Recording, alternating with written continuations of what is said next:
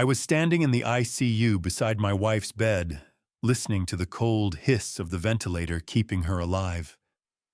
I called my daughter, begging her to come to the hospital. Her answer was simple: "I'm busy. Don't make a big deal out of it." So I said only one word: "All right." In that moment, I understood something I had never wanted to believe: my own daughter had betrayed me.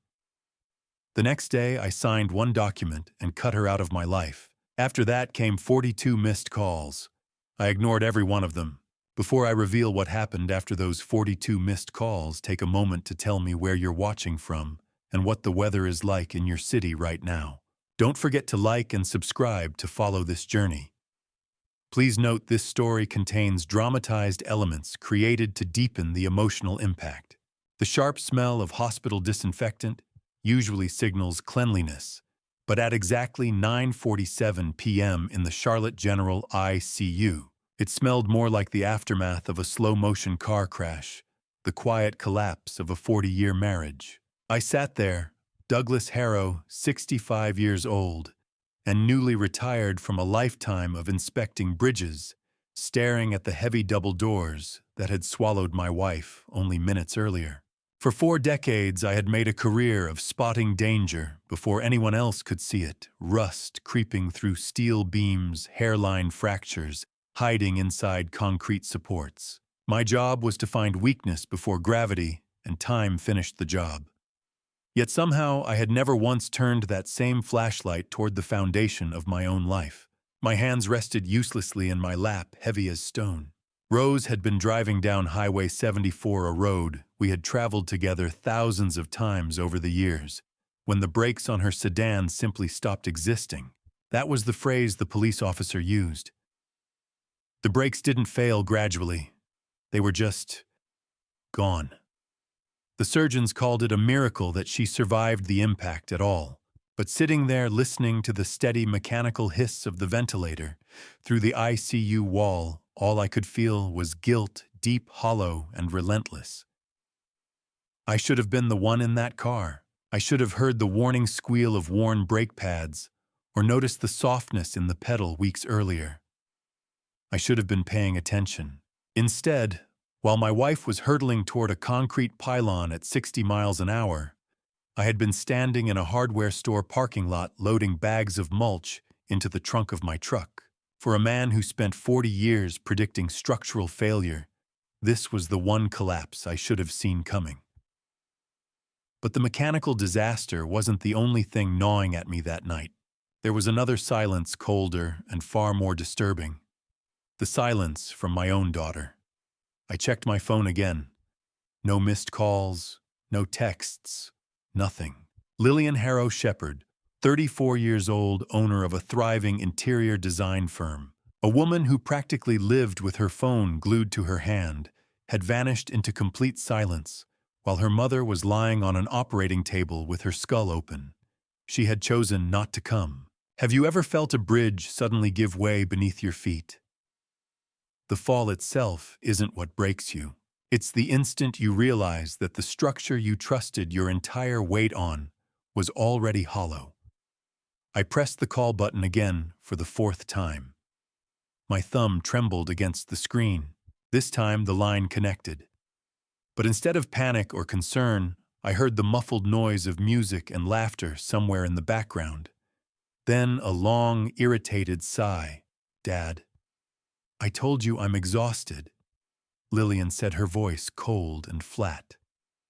"I'm in the middle of something important, and I really don't need this drama tonight. I'll check in tomorrow if I have time. Good night." Before I could tell her that Rose might not live long enough to see tomorrow morning, the line went dead. I stared down at the dark screen, a hard knot of betrayal forming in my stomach.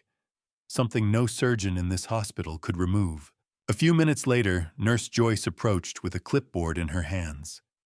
Her tired eyes carried the quiet exhaustion of someone who had spent decades delivering bad news. "Mr. Harrow," she said gently, "I'm very sorry, but we need to process the $15,000 deposit for the neuro-rehabilitation transfer." I nodded automatically and reached for my wallet. My primary credit card slid into the payment machine. Declined. The word appeared on the small screen like a verdict. Confused, I tried my backup card. Declined. That's impossible, I said, my voice beginning to crack. There's more than 50,000 available on that line alone. I looked from the nurse's sympathetic expression back down at my phone, and a far more terrifying question finally formed in my mind. If my credit had vanished overnight, then where had the $300,000 in our retirement savings gone? The buzzing in my ears swallowed the hospital intercom announcements, a thin, piercing whine that sounded eerily similar to the sirens racing down Highway 74 only 6 hours earlier. My hands trembled as I fumbled with my phone, my thumb slipping across the screen while I tried to log into my bank app. Nurse Joyce stood beside me, her expression gentle but heavy, with the kind of quiet sympathy that nurses develop after witnessing too many lives fracture in a single night. The $300,000 retirement fund should have been there. It was supposed to be the bedrock beneath everything Rose and I had built over 40 years, our safety, our future, the quiet years we had promised each other. But the loading icon on the screen kept spinning cold and indifferent, as if mocking my desperation. My thoughts began unraveling, drifting backward through the hours to the moment when the first crack appeared in the foundation of that night. I had been sitting in my home office earlier that afternoon, finishing a safety report for the Catawba River Bridge. The numbers lined up perfectly, the calculations clean and reassuring. Then the phone rang. Mr. Harrow. The voice belonged to a state trooper, calm-clipped professional. There has been an accident. Highway 74 near the overpass. He described a violent single-vehicle crash involving a silver sedan. My lungs seemed to empty all at once. Is she alive? I managed to ask, gripping the edge of my desk while the room tilted around me. The officer explained that Rose had been airlifted to Charlotte General. He mentioned what they believed to be a brake failure that had sent her car straight through the guardrail. Memory rarely returns in neat chronological order. It comes back in fragments, sensations more than scenes. I remember the smell of scorched rubber in the air and the metallic taste of adrenaline settling in the back of my throat. During the drive to the hospital, I passed the crash site just as emergency vehicles still surrounded the wreckage. Red and blue lights flickered across the asphalt like warning beacons. As a bridge inspector, I've spent my entire career reading the physical evidence of collapse. Even at 40 miles an hour, my eyes instinctively studied the scene. The debris field stretched too far. The guardrail was bent outward at an unnatural angle, and the skid marks that should have been there weren't. Steel doesn't twist like that if a driver has even a second to slow down. Something about the story didn't line up. Just 3 days earlier, I had handed Lillian $2,000 in cash. Rose had mentioned that the sedan's brakes were squealing, and I asked Lillian to take the car to the mechanic she always used while I was out inspecting a bridge site. That evening, she called me, her voice breezy and confident. All fixed, she said. New pads, new rotors. The car's good as new. But the asphalt at the crash site told a different story. There had been no braking, no attempt to slow. Do you know what it feels like to realize you may have handed a wolf the keys to your own sheepfold? The realization doesn't strike like lightning. It seeps in slowly, like water through a crack in concrete. When I finally rushed through the emergency room doors, I found Rose Harrow lying motionless beneath a sheet of pale blue hospital fabric. She was 63 years old, a retired librarian who believed life followed a kind of quiet order like books arranged neatly within the Dewey Decimal System. Now her life was being measured by the jagged rhythm of a heart monitor. A neurosurgeon named Dr. Leandros stepped out from the trauma bay. His face was sharp and controlled, but there was fresh blood on his scrubs. She has a massive subdural hematoma, Douglas, he told me quietly. We're taking her into surgery immediately. I stood frozen as orderlies began wheeling her gurney toward the elevators. Instinctively, I reached for her handbag so it wouldn't be left behind. As I lifted it, something inside the side pocket vibrated. Her phone. I pulled it out, my vision blurring as the screen lit up. A message from Lillian had arrived just 1 hour before the crash. "Don't worry about the car, Mom. It's safe now." I stared at the words while the elevator doors slowly closed with a soft, mechanical hiss. "It's safe now."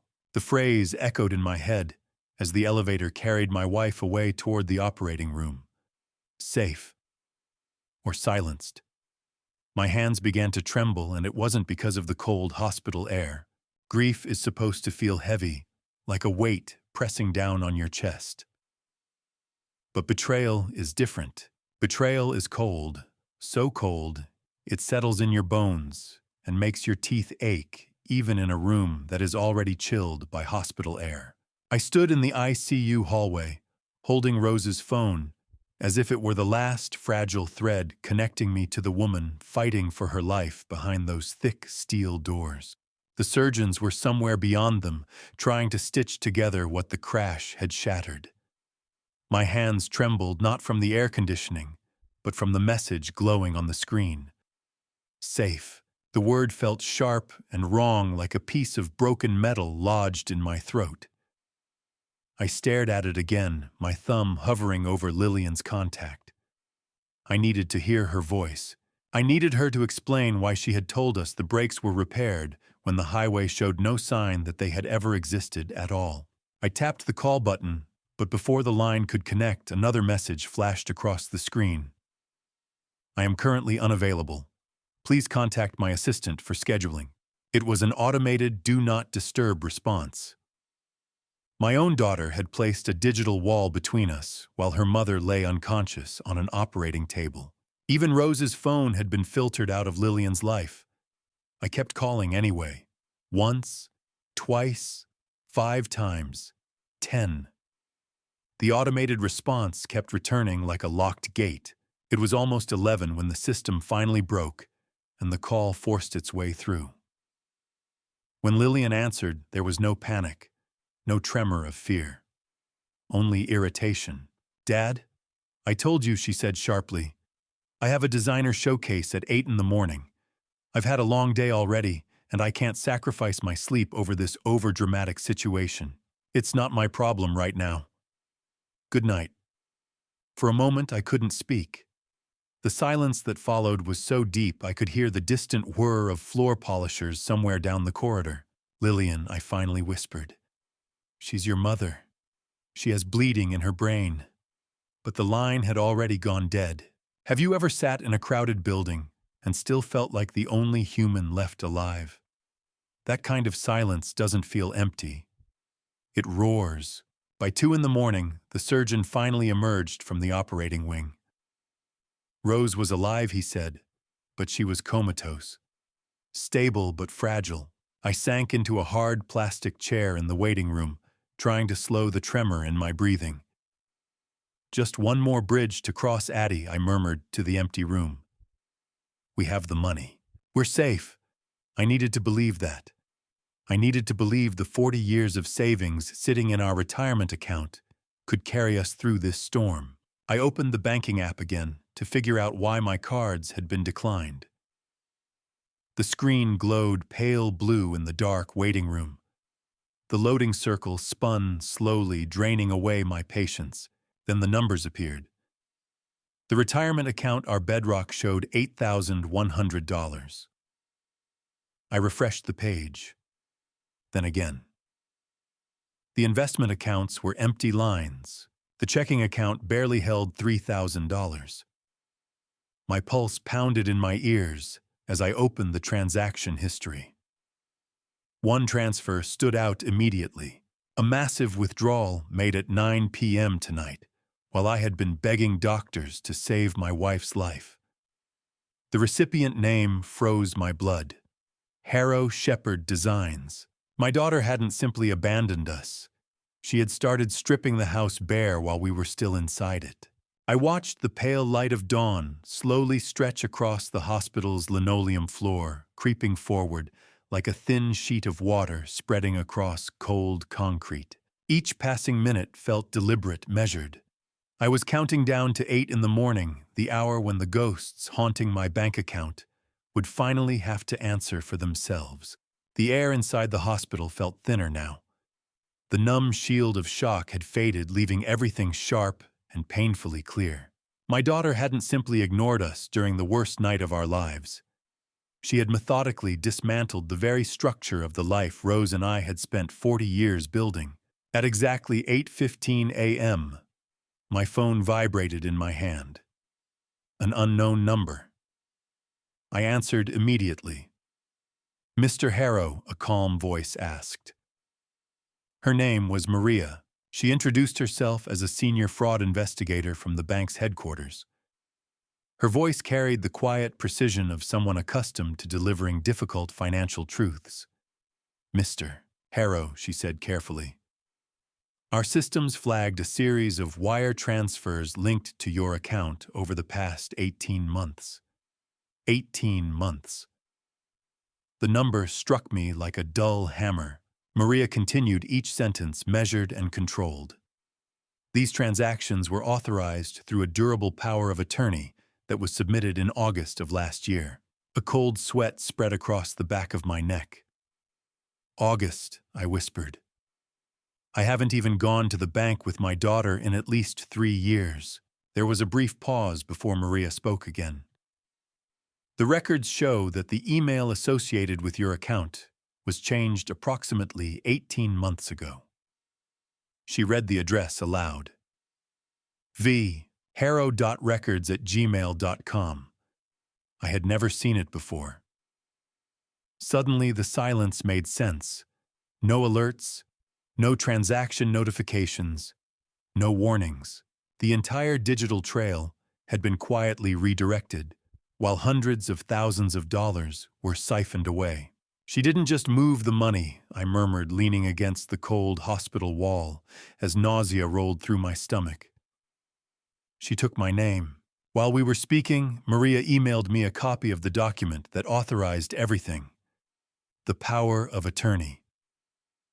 My phone vibrated again as the file arrived. I opened it slowly, my hands unsteady as I scrolled through the pages. My name appeared clearly on the first page. My home address, my banking information, and at the bottom of the final page, my signature, or something that looked almost identical to it. Except it was too clean, too steady. In the last few years, my handwriting had developed a faint tremor, the kind that comes quietly with age. This signature had none of it. A forged signature is like a hairline fracture inside a bridge beam. To most people, it looks flawless. To someone trained to inspect structure, it sounds like the beginning of collapse. Whoever forged it had practiced. Repeatedly. It wasn't careless. It was meticulous. My thoughts were interrupted by the approach of a young surgical resident. His badge read, "Doctor." Aris and his white coat still carried the crisp lines of someone who had not yet spent decades watching families fall apart inside hospital corridors. "Mr. Harrow," he said gently, holding a clipboard. "We need to discuss the transfer to the neurorehabilitation facility." I nodded slowly. "The specialized center requires a $15,000 deposit to secure a bed," he continued. $15,000. Rose's recovery, her chance to learn how to walk again, speak again, maybe even remember me now, depended on money that had vanished overnight. Money taken by my own daughter. How do you explain that to a doctor? How do you say the person who stole your life savings is the same person who shares your last name? I swallowed the bitterness rising in my throat. "I'm experiencing some complications with my accounts," I told him quietly. "Please give me until this afternoon to coordinate the wire transfer." The lie tasted like ash. "Doctor." Aris studied my face for a moment, concern flickering briefly in his eyes, but he nodded and stepped back toward the ICU doors. As he walked away, my phone chimed again, a notification from the hospital's security gate application. Rose had insisted on installing it at home after a break-in in our neighborhood years ago. It sent alerts whenever a registered vehicle entered a monitored parking area. The message was brief. "Vehicle detected, white Tesla. VIP parking lot. My stomach tightened. That Tesla had been purchased 6 months ago, with money from my retirement account. Lillian was here, and she had arrived driving the car that my future had paid for. Across the hallway, the elevator display lit up. The numbers began climbing slowly. 1, 2, 3. Each soft mechanical chime echoed through the quiet corridor as the elevator rose toward the ICU floor. Toward me. The elevator doors didn't simply open.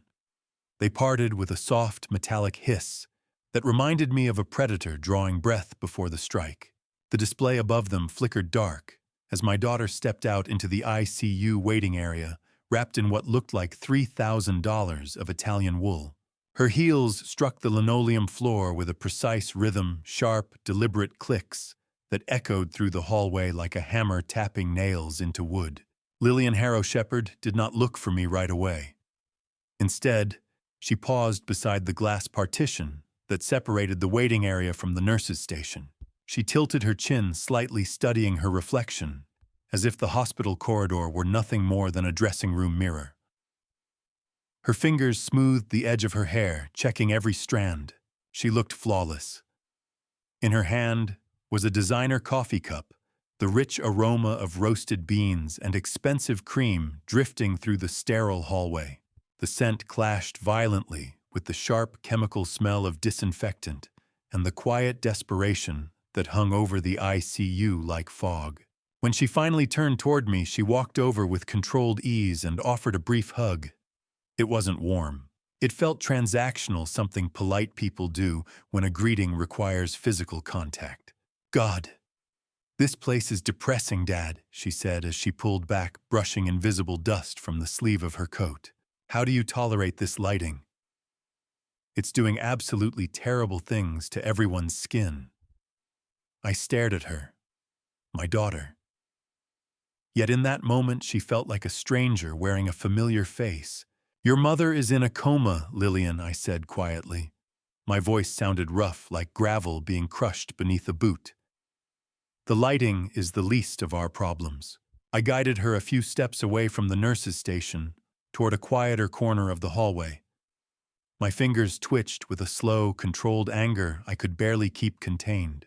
"I checked the bank accounts this morning," I said, lowering my voice so only she could hear.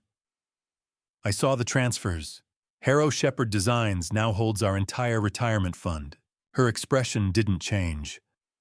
"I have $15,000 due this afternoon for your mother's neuro-rehabilitation transfer," I continued.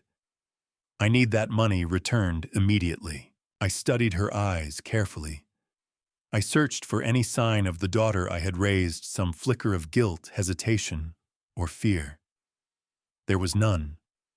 Only irritation. "Not my problem." She spoke the words slowly, each syllable landing like a hammer blow. 3 words. 3 words that dismantled 34 years of fatherhood in a single breath. "I told you last night," she continued coolly. "My company has overhead payroll obligations and a major expansion happening in the South End. My liquidity is extremely tight right now. Whatever financial mismanagement you've created is not my responsibility." My breath caught in my throat. She had just revealed something without realizing it. She knew the exact amount required for the rehab deposit before I had finished explaining. She was monitoring the hospital's billing system, watching, listening, tracking every financial move through the digital cracks she had created with that forged power of attorney. At what point does a child stop being a daughter and become something else entirely? Does it happen when the love disappears, or when the bank balance reaches 6 figures? Lillian glanced down at the gold watch on her wrist, the same one I had given her for her 30th birthday, and sighed impatiently. "I have a tasting appointment with a client in 20 minutes, she said. "Please don't be so dramatic. If Mom is meant to wake up, she will. There's no point throwing good money after bad until we know." Good money after bad. The phrase echoed through my mind, like a cracked beam snapping under pressure. Call me if anything permanent happens, she added casually. Then she turned and began walking back toward the elevators. As she moved away, the side of her designer tote bag shifted open slightly. Inside, a blue legal folder slipped into view. The bold heading was impossible to miss. Petition for involuntary guardianship. Beneath it, printed in sharp black letters, was my name, Douglas Harrow. For a moment, I stood frozen. Through the window, I later watched the white Tesla glide out of the hospital parking lot, sunlight flashing across its polished hood. But my attention remained locked on the memory of that blue folder. In that instant, I understood the final piece of her plan. Lillian wasn't just waiting for her mother to die. She was already preparing the paperwork to bury me alive, locked inside a state-run facility, stripped of every decision, every asset, every fragment of the life I had spent 40 years. My fingers were shaking so badly, I nearly dropped my phone onto the concrete. It was the last piece of technology I still owned that hadn't somehow been touched or redirected by my own daughter. I sat on a cold stone bench just outside the hospital entrance, the evening shadows stretching across the pavement like long, reaching fingers. The air had turned cool, but I barely noticed it. My chest felt tight, as if every breath had to fight its way out. Every time I blinked, I saw that blue folder again. Petition for involuntary guardianship. The words echoed through my head like a verdict. For a man who had spent his entire life standing on his own 2 feet, guardianship wasn't simply paperwork. It was a slow burial while you were still alive. It meant losing the right to control your own money, your own decisions, even your own freedom. I scrolled through the contacts on my phone, passing names of neighbors, co-workers, and acquaintances who would offer sympathy but nothing more. Finally, my thumb stopped on a name that had been there for 4 decades. Basil. When the line connected, my voice cracked in the cold air. She took it all, I whispered. Every dollar. She took everything, Basil. And now she's just waiting for Rose to die. The words tumbled out of me in broken fragments. I told him about the declined credit cards, the empty accounts, and the cold indifference in Lillian's eyes when she said the money was no longer my problem. Basil Redmond arrived 20 minutes later. He was 72 now, but he still carried himself like the hardware store owner who had built his business with stubborn determination and a pair of strong hands. He stepped out of his truck, holding a dented thermos of black coffee and a thick envelope tucked beneath his arm. When he gripped my shoulder, his handshake felt exactly the same as it had 40 years ago, solid, steady, dependable. He didn't waste time offering comforting cliches. Basil had never been that kind of man. Instead, he sat beside me on the bench and looked straight into my eyes. "Stay right there, Douglas," he had told me earlier on the phone. "Don't say another word to her. I'm 20 minutes away." He had also said something else that made the hair on my arms stand upright. 3 weeks earlier, he had seen Beckett Shepard lingering near my house late at night. Long before the crash. Long before the hospital. This hadn't started yesterday. It had been building quietly in the background, like a slow-moving invasion. Do you have that one friend in life who doesn't tell you everything will be fine? The one who hands you the shovel instead and says, "Start digging," that was Basil. He guided me inside the hospital cafeteria, where the stale smell of burnt coffee and floor wax hung thick in the air. We sat at a small metal table near the vending machines. Without saying a word, Basil pushed a heavy envelope across the surface toward me. "This isn't a loan," he said. "It's a war chest. Go pay the nurse so they don't move Rose an inch." I opened the envelope slowly. Inside were thick stacks of cash. $20,000. The weight of it seemed to pull at my chest. I had spent my entire career studying steel structures and load limits, but that envelope felt heavier than any beam I'd ever inspected. It was the weight of loyalty, the weight of a second chance. I tried to slide it back toward him. "Basil, this is your emergency fund," I said quietly. "Your floor-safe stash. I can't take that." He stared at me with the same stubborn fire he had used to run his store for 30 years. "Stop it," he snapped. "Use it." Then he leaned forward across the table, his voice dropping into a rough growl. "You've spent 40 years finding rust in steel, Douglas. Why are you letting your own daughter hide the rot inside your house?" I didn't answer. "Stop crying," he continued. "Start documenting. Every dollar, every message, every lie." He tapped the envelope with one thick finger. "Look at this the way you'd inspect a bridge. Not like a father." Then he told me something else. The night before Rose's crash, he had seen Lillian leaving my workshop, carrying a large cardboard box filled with old files. She hadn't just taken the money. She had removed the evidence. I tightened my grip around the envelope, the paper crinkling beneath my knuckles. Basil was right. I was finished being the victim in my own story. I was going home to conduct the most important structural inspection of my life. And if the evidence I suspected was truly missing, then God help Lillian. The grief was still there, a dull pressure beneath my ribs. But for the first time since the brakes failed on Highway 74, something else was beginning to rise beside it. Something sharper, something steady, something that refused to break. The porch light flickered weakly as I pushed my key into the front door lock, its uneven pulse echoing like a failing heartbeat in the house I had called home for 3 decades.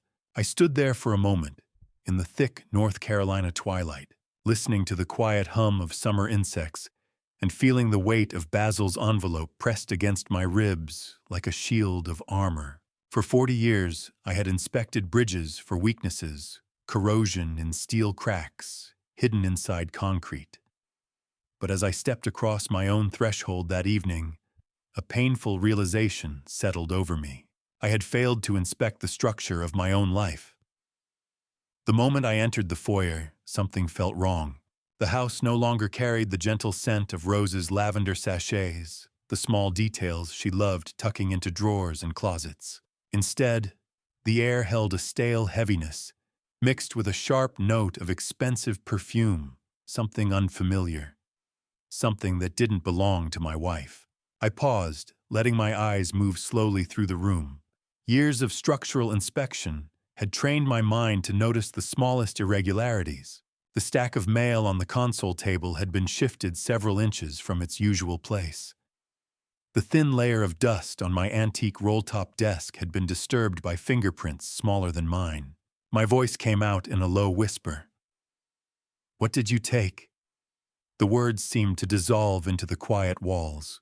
I pulled out my phone and opened the home security application, hoping the cameras would reveal who had entered while I was at the hospital. Instead, the screen showed something far worse.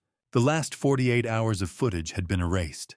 The system log revealed it had been remotely disabled from an IP address registered to Harrow Shepherd Designs on the very night Rose's car had crashed. The sanctuary of my home had already been breached. I moved down the hallway toward my office, my mind shifting into the cold, analytical mode I had relied on throughout my career. The part of me that inspected bridges was now inspecting a life. Inside the office, I walked directly to the lateral file cabinet hidden behind my shelf of structural engineering manuals. Decades earlier, I had installed a false panel inside it for important records. When I slid the cabinet open and removed the panel, a single manila folder rested inside. It wasn't supposed to be there. I opened it carefully. Inside were documents for a $95,000 home equity line of credit. For a moment, my hands stayed steady, but my stomach dropped like a collapsing beam. The signature at the bottom looked almost exactly like mine, same slant, same loops, but something about it was too perfect, too practiced. Beside it sat the official notary stamp of Marcus Webb, a name I recognized immediately from multiple contracts tied to Lillian's company. $95,000. She hadn't just emptied our savings. She had leveraged the house itself. The roof over our heads had become collateral for her ambitions. Have you ever looked at your own signature and felt as if it belonged to someone else. It's a strange kind of betrayal, like staring into a mirror and realizing the eyes looking back aren't your own. I searched deeper into the drawer.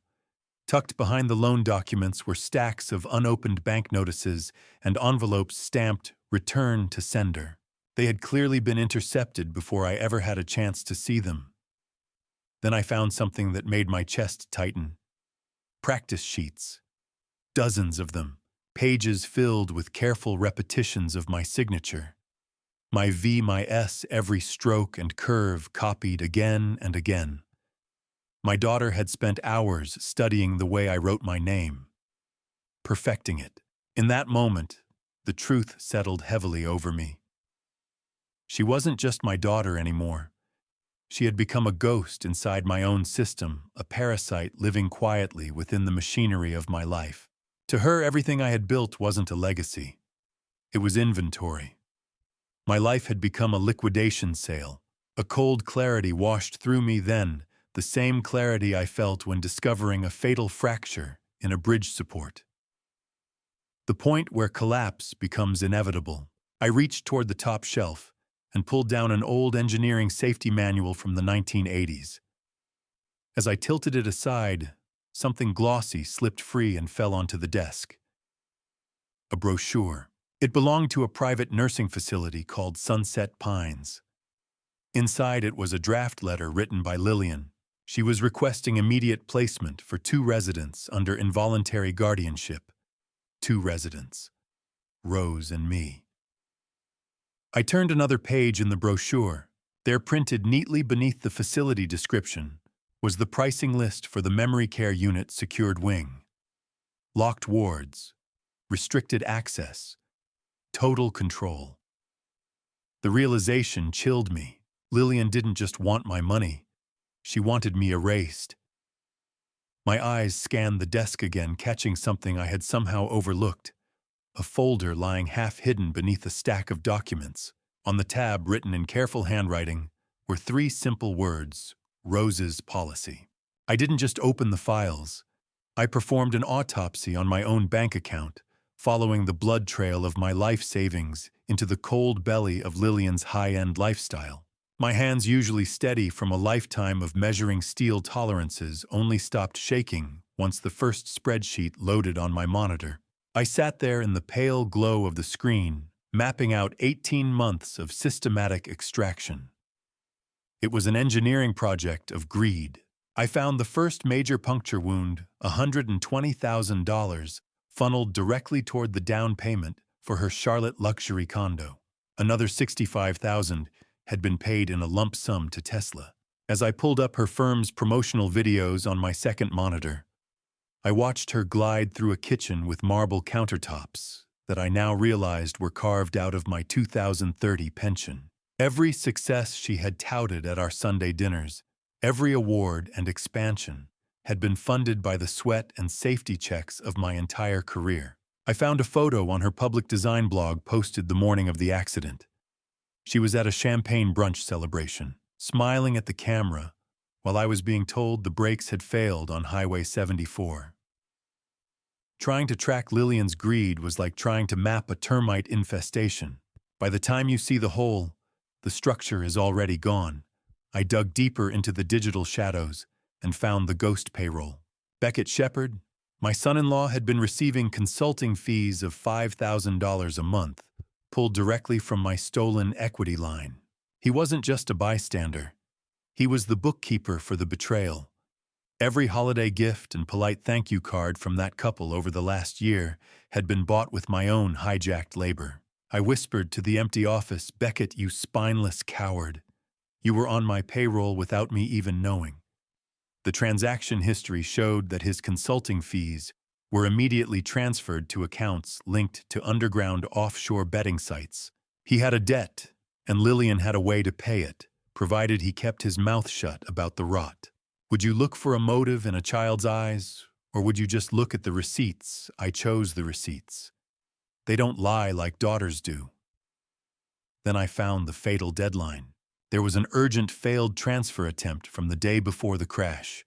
Lillian had tried to move $150,000 for a commercial lease deposit in the South End, a deal that was being rescinded in 48 hours. The bank had finally flagged it, requiring a second verbal authorization from me that she couldn't forge over a keyboard. She was racing against a clock, and Rose's life was the only obstacle between her and the final security check. The accident wasn't a tragedy. It was a desperate attempt to bypass the bank by making herself the sole beneficiary of our estate. As the printer spat out the final evidence of the $408,000 theft, my eyes drifted back to that Rose's policy folder resting on the edge of the desk. I hadn't opened it yet. I hadn't seen the forged signature that turned my wife's life into a $750,000 lottery ticket. My fingers felt like lead as I reached for the manila tab. I pulled the folder toward me, the manila cover feeling like lead, knowing that inside lay the price tag Lillian had placed on her mother's pulse. My desk lamp hummed in the midnight silence of the house, a solitary light illuminating the wreckage of a life I thought I knew. My fingers traced the edge of the paper. As I opened the Rose's policy folder, my lungs feeling as though they were filled with concrete. The first document was a change of beneficiary form for our primary $750,000 life insurance policy. It was dated November 18th, 2024. I stared at the lines where my name had been systematically removed and replaced by Lillian Harrow Shepherd as the sole recipient. The notary stamp at the bottom was the same one used on the forged power of attorney. This wasn't an impulse born of a recent financial crisis. This was a year-long engineering project, a structural setup for a massive payday that required my wife to be a memory. $750,000. That's what a mother is worth to you, Lillian. I found a second secret policy beneath the first one, taken out in Rose's name without either of us ever being notified. The total value of her death was now well over $1 million. 3 weeks. That's how long she let her mother drive a ticking time bomb. Every morning she kissed her cheek and waited for the explosion. I turned my attention to a printout from a local mechanic's online portal I'd found tucked in the back. It listed an appointment for a full brake system replacement on Rose's silver sedan, scheduled for August 13th, 2025. Right below it was the digital cancellation timestamp from only 3 hours later, initiated by a user ID linked to Lillian's business email. The weight of the $2,000 in cash I had given her felt like a physical burn in my pocket. I had paid for the repair. I gave her the money to keep Rose safe, and she used it to sign her death warrant. She didn't just ignore the problem. She actively made sure the safety net was removed. How do you reconcile the daughter who used to hold your hand at the zoo with the woman who calculated the velocity needed for a fatal impact? You don't. You stop being a father, and you start being a witness. As a bridge inspector, I know that no skid marks on an accident report usually means the pilot never had a chance. I cross-referenced the cancellation with the Highway 74 police report. Lillian hadn't just hoped for an accident. She had engineered the failure, knowing Rose's daily route and the exact moment those thinned metal-on-metal pads would finally give way on the descent near the overpass. This isn't theft anymore. This is a murder conspiracy. Hidden in the very back of the folder was a printout of a Google search history from her firm's computer. The phrases stared back at me in cold digital ink. How to simulate brake failure and Charlotte General Hospital DNR policy. I looked at the DNR search result and felt my blood turn to slush. She wasn't just waiting for the accident. She had a plan for the hospital bed, too.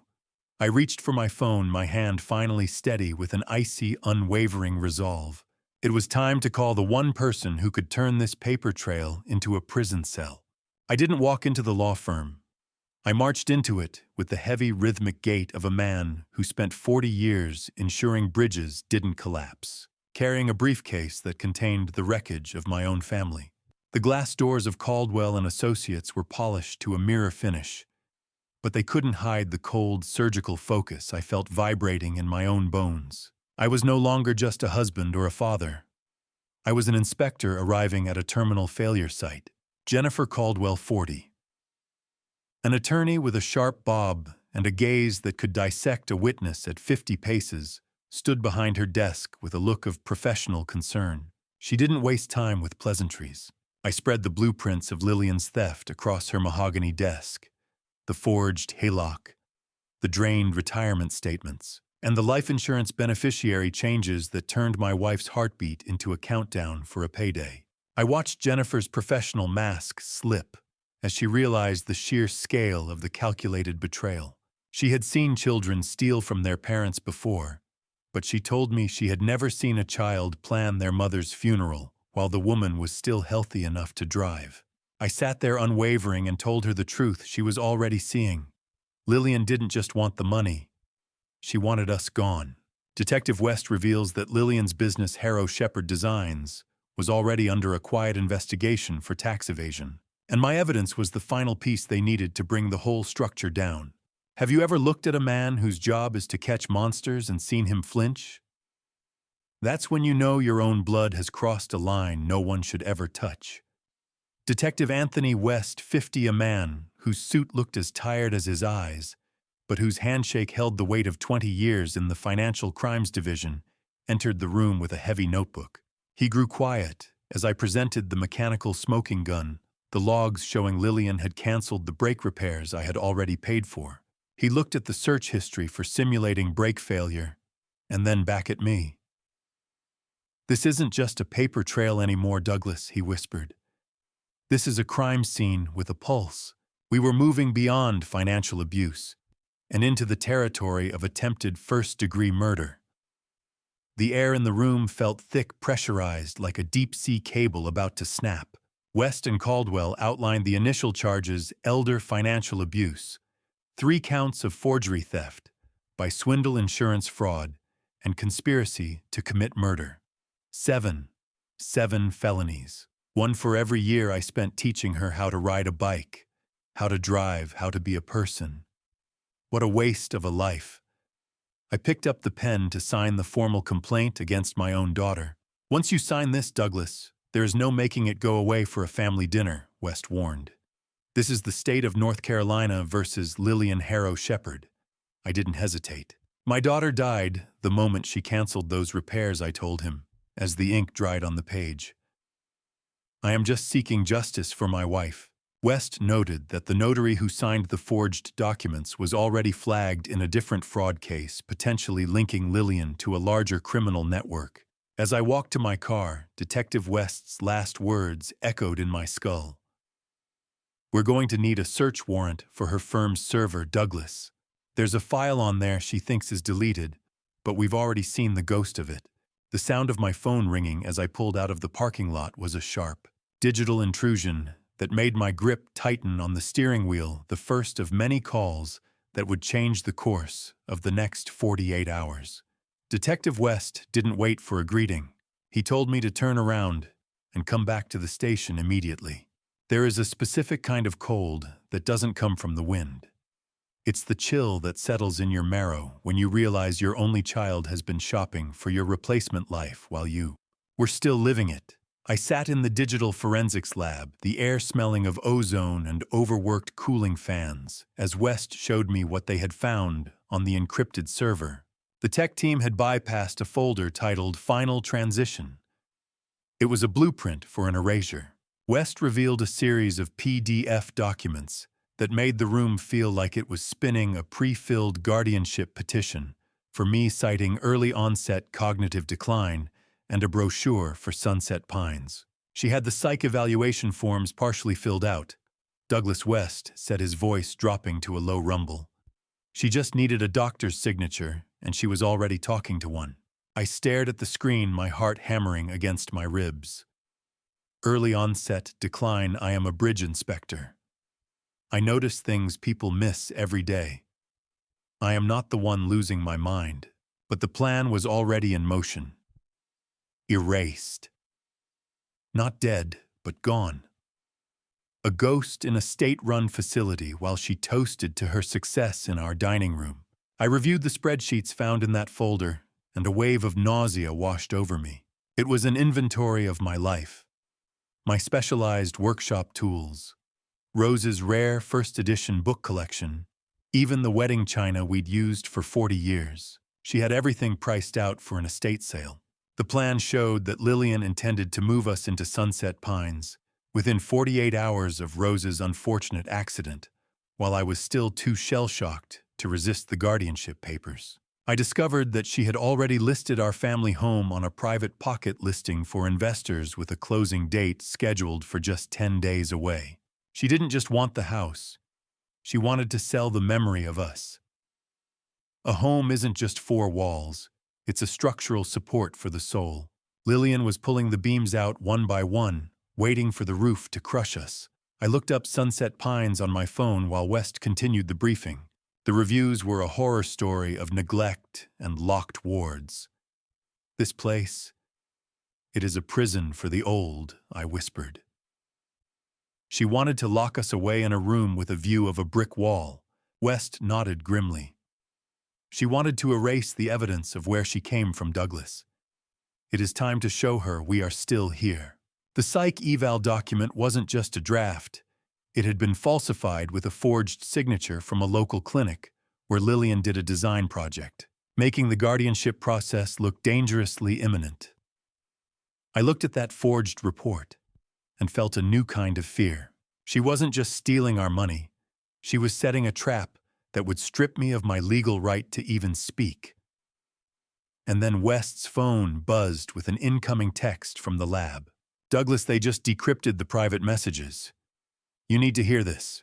How long does it take for a father to become a stranger in the fluorescent hum of a digital forensics lab?" I realized it takes exactly the amount of time it takes to read a price list for your own institutionalization. I stood in the lab processing the Sunset Pines documents, while Detective West worked on a second terminal, his keyboard clicking like a rapid-fire pulse. For decades, I had been the man people called to ensure structures could withstand the relentless pressure of time and gravity. I had inspected every bolt and cable of the most complex spans in the state, yet I had been completely blind to the rust eating through the foundation of my own home. I realized now that Lillian didn't just want the assets. She wasn't just after the house or the savings. She wanted to remove the witnesses of her past so she could reinvent herself as a self-made success story. A woman who rose from nothing, instead of a woman who was carried on the shoulders of parents she eventually liquidated. She was trying to burn the blueprints of who I am. I said, my voice barely audible over the cooling fans. West paused, looking at me with a grim, knowing sympathy. "We're seeing this more often, Douglas. Predatory heirs don't want a family. They want a trust fund. They see people as obstacles to be managed or deleted. A conspiracy isn't a single explosion. It's thousands of tiny termites eating the floorboards until you fall through into the basement." I found a to-do list in the server files that made my stomach lurch. Cancel Rose's supplemental insurance was checked off the day before the crash. She was ensuring the hospital bills would drain the estate even faster, leaving us even more vulnerable. West pointed out a recurring name in the final transition folder, Marcus Webb. I recognized it immediately. He was the corrupt notary who worked exclusively for the high-end real estate developers Lillian designed for. Marcus Webb. He is the one who stamped the HELOC. I said, the clarity of the situation feeling like a sheet of ice. He has been on her payroll for years. West nodded, making a note. "We'll pick him up too. Forgery at this level carries a mandatory minimum. He won't hold out long once he sees the paper trail we have. Recorded." She sat across from me at dinner months ago, passing the salt and recording my stumbles like a hunter tracking a wounded deer. I discovered a hidden recording she'd made during a night where I'd forgotten a minor detail about a neighbor's name. It was labeled, "Evidence of Cognitive Decline Guardianship." I looked at a family photo on my phone, one taken last Christmas. I saw the calculated, practiced smile on Lillian's face and realized she was likely checking the balance of our accounts while the shutter clicked. The Lillian I loved was a fictional character, a role she played until the payoff was high enough to drop the mask. The woman in these server files was a predator, a terminal flaw in the structure of my life that had to be addressed with the same clinical precision I used to condemn a failing bridge. I'm done being the father I told the empty air. From here on out, I'm just the lead witness. I closed the laptop and looked at West. The technicalities were over. The internal debate was dead. Play the decrypted messages, detective. Let's see just how deep this grave goes. The blue light of the monitor reflected off Detective West's glasses, turning his eyes into cold digital voids as the first string of decrypted messages crawled across the screen. I watched the flickering text, my breath hitching in a chest that felt increasingly hollow. The screen of the forensics terminal hummed to life, revealing a scrolling log of private messages that stripped away the last of the illusions I held about my daughter. These were not the words of a child. They were the blueprints of a predator. I leaned in my hands, gripped so tightly on the edge of the desk that the plastic groaned. The logs from August 12th were the first to hit me. It was the day I had given Lillian $2,000 for the repairs. I read her message to Beckett. The squeal is loud, but the pads are thin enough. One more trip down the 74 should do it. I felt a numbing horror wash over me. The accident wasn't a gamble she'd hoped for. It was a calculated mechanical failure timed to a specific geographic incline. She knew. She heard those brakes screaming for help, and she just waited for the laws of physics to do her dirty work. "It's right here," Douglas West said, his voice dropping an octave as he pointed at the timestamps. One more trip. That is premeditation. The twist in my gut worsened as I saw that Beckett wasn't just a bystander. He was the one who physically called the shop to cancel the appointment at Lillian's direct request. Liability. My wife wasn't a woman to them. She was a line item on a spreadsheet that needed to be zeroed out. The log jumped to the night of the crash, September 4th. While I was pacing the waiting room in a cold sweat, praying for a miracle, Lillian was texting Beckett about DNR protocols and letting nature take its course. She argued that wasting liquid assets on long-term care for a depreciating liability was a poor business move. Depreciating liability. Is that what 34 years of motherly love gets you? She was coaching Beckett on how to convince me to sign the papers, Douglas West whispered. How do you breathe when you realize the person you taught to walk was just waiting for you to fall so they could pick your pockets? The forensic hammer came down with a final message sent on. September 5th, shortly before she arrived at the hospital in that white Tesla. She told Beckett to keep the car in the garage and act stressed so I wouldn't suspect a thing. But the darkest part was her backup plan. She'd already looked into alternative home health accidents involving Rose's medication if the brakes had held. "We have enough," West said, standing up with an icy finality. "This is attempted first-degree murder for financial gain." I looked at the scrolling evidence of a soul that had rotted long ago. "Do it," I replied, my voice as hard as the steel I once inspected. "Arrest them. Both of them." West closed the laptop and stood up, the light of the screen still burned into my retinas. "Get some sleep, Douglas," he said softly. "The tactical team meets at 0500. By 0600, your daughter will be in handcuffs." I stood up, my joints feeling like rusted hinges, and walked out of the lab. The world was cold, but the path ahead was finally clear. A house without a wife feels lonely, but a house without the daughter you believed you raised becomes something worse. A hollow shell where every room echoes with the ghosts of lies told across years of family dinners. When I stepped into the foyer of our home in Matthews, North Carolina, the silence felt unnatural, almost heavy. The air itself seemed to be holding its breath. Rose's wedding ring rested cold in my pocket, a small circle of gravity that reminded me how fragile everything had become. I carried it upstairs and placed it gently on her bedside table, setting it beside the bottle of hand lotion she applied every night before sleep. For a moment I stood there staring at the empty pillow beside it, trying to imagine her returning home. Then I began walking through the house, not as a husband, as an inspector. For 40 years, I had examined bridges for hidden weaknesses, stress fractures in concrete rust, creeping through steel beams. Now I moved from room to room, studying the structural integrity of my own family.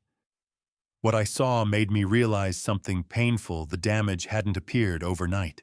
The rot had been spreading quietly for years. On the mantel sat photographs of Lillian growing up, her gap-toothed smile from second grade, the soccer trophies she proudly held in muddy hands, the graduation portrait, where she stood beneath a navy cap and gown.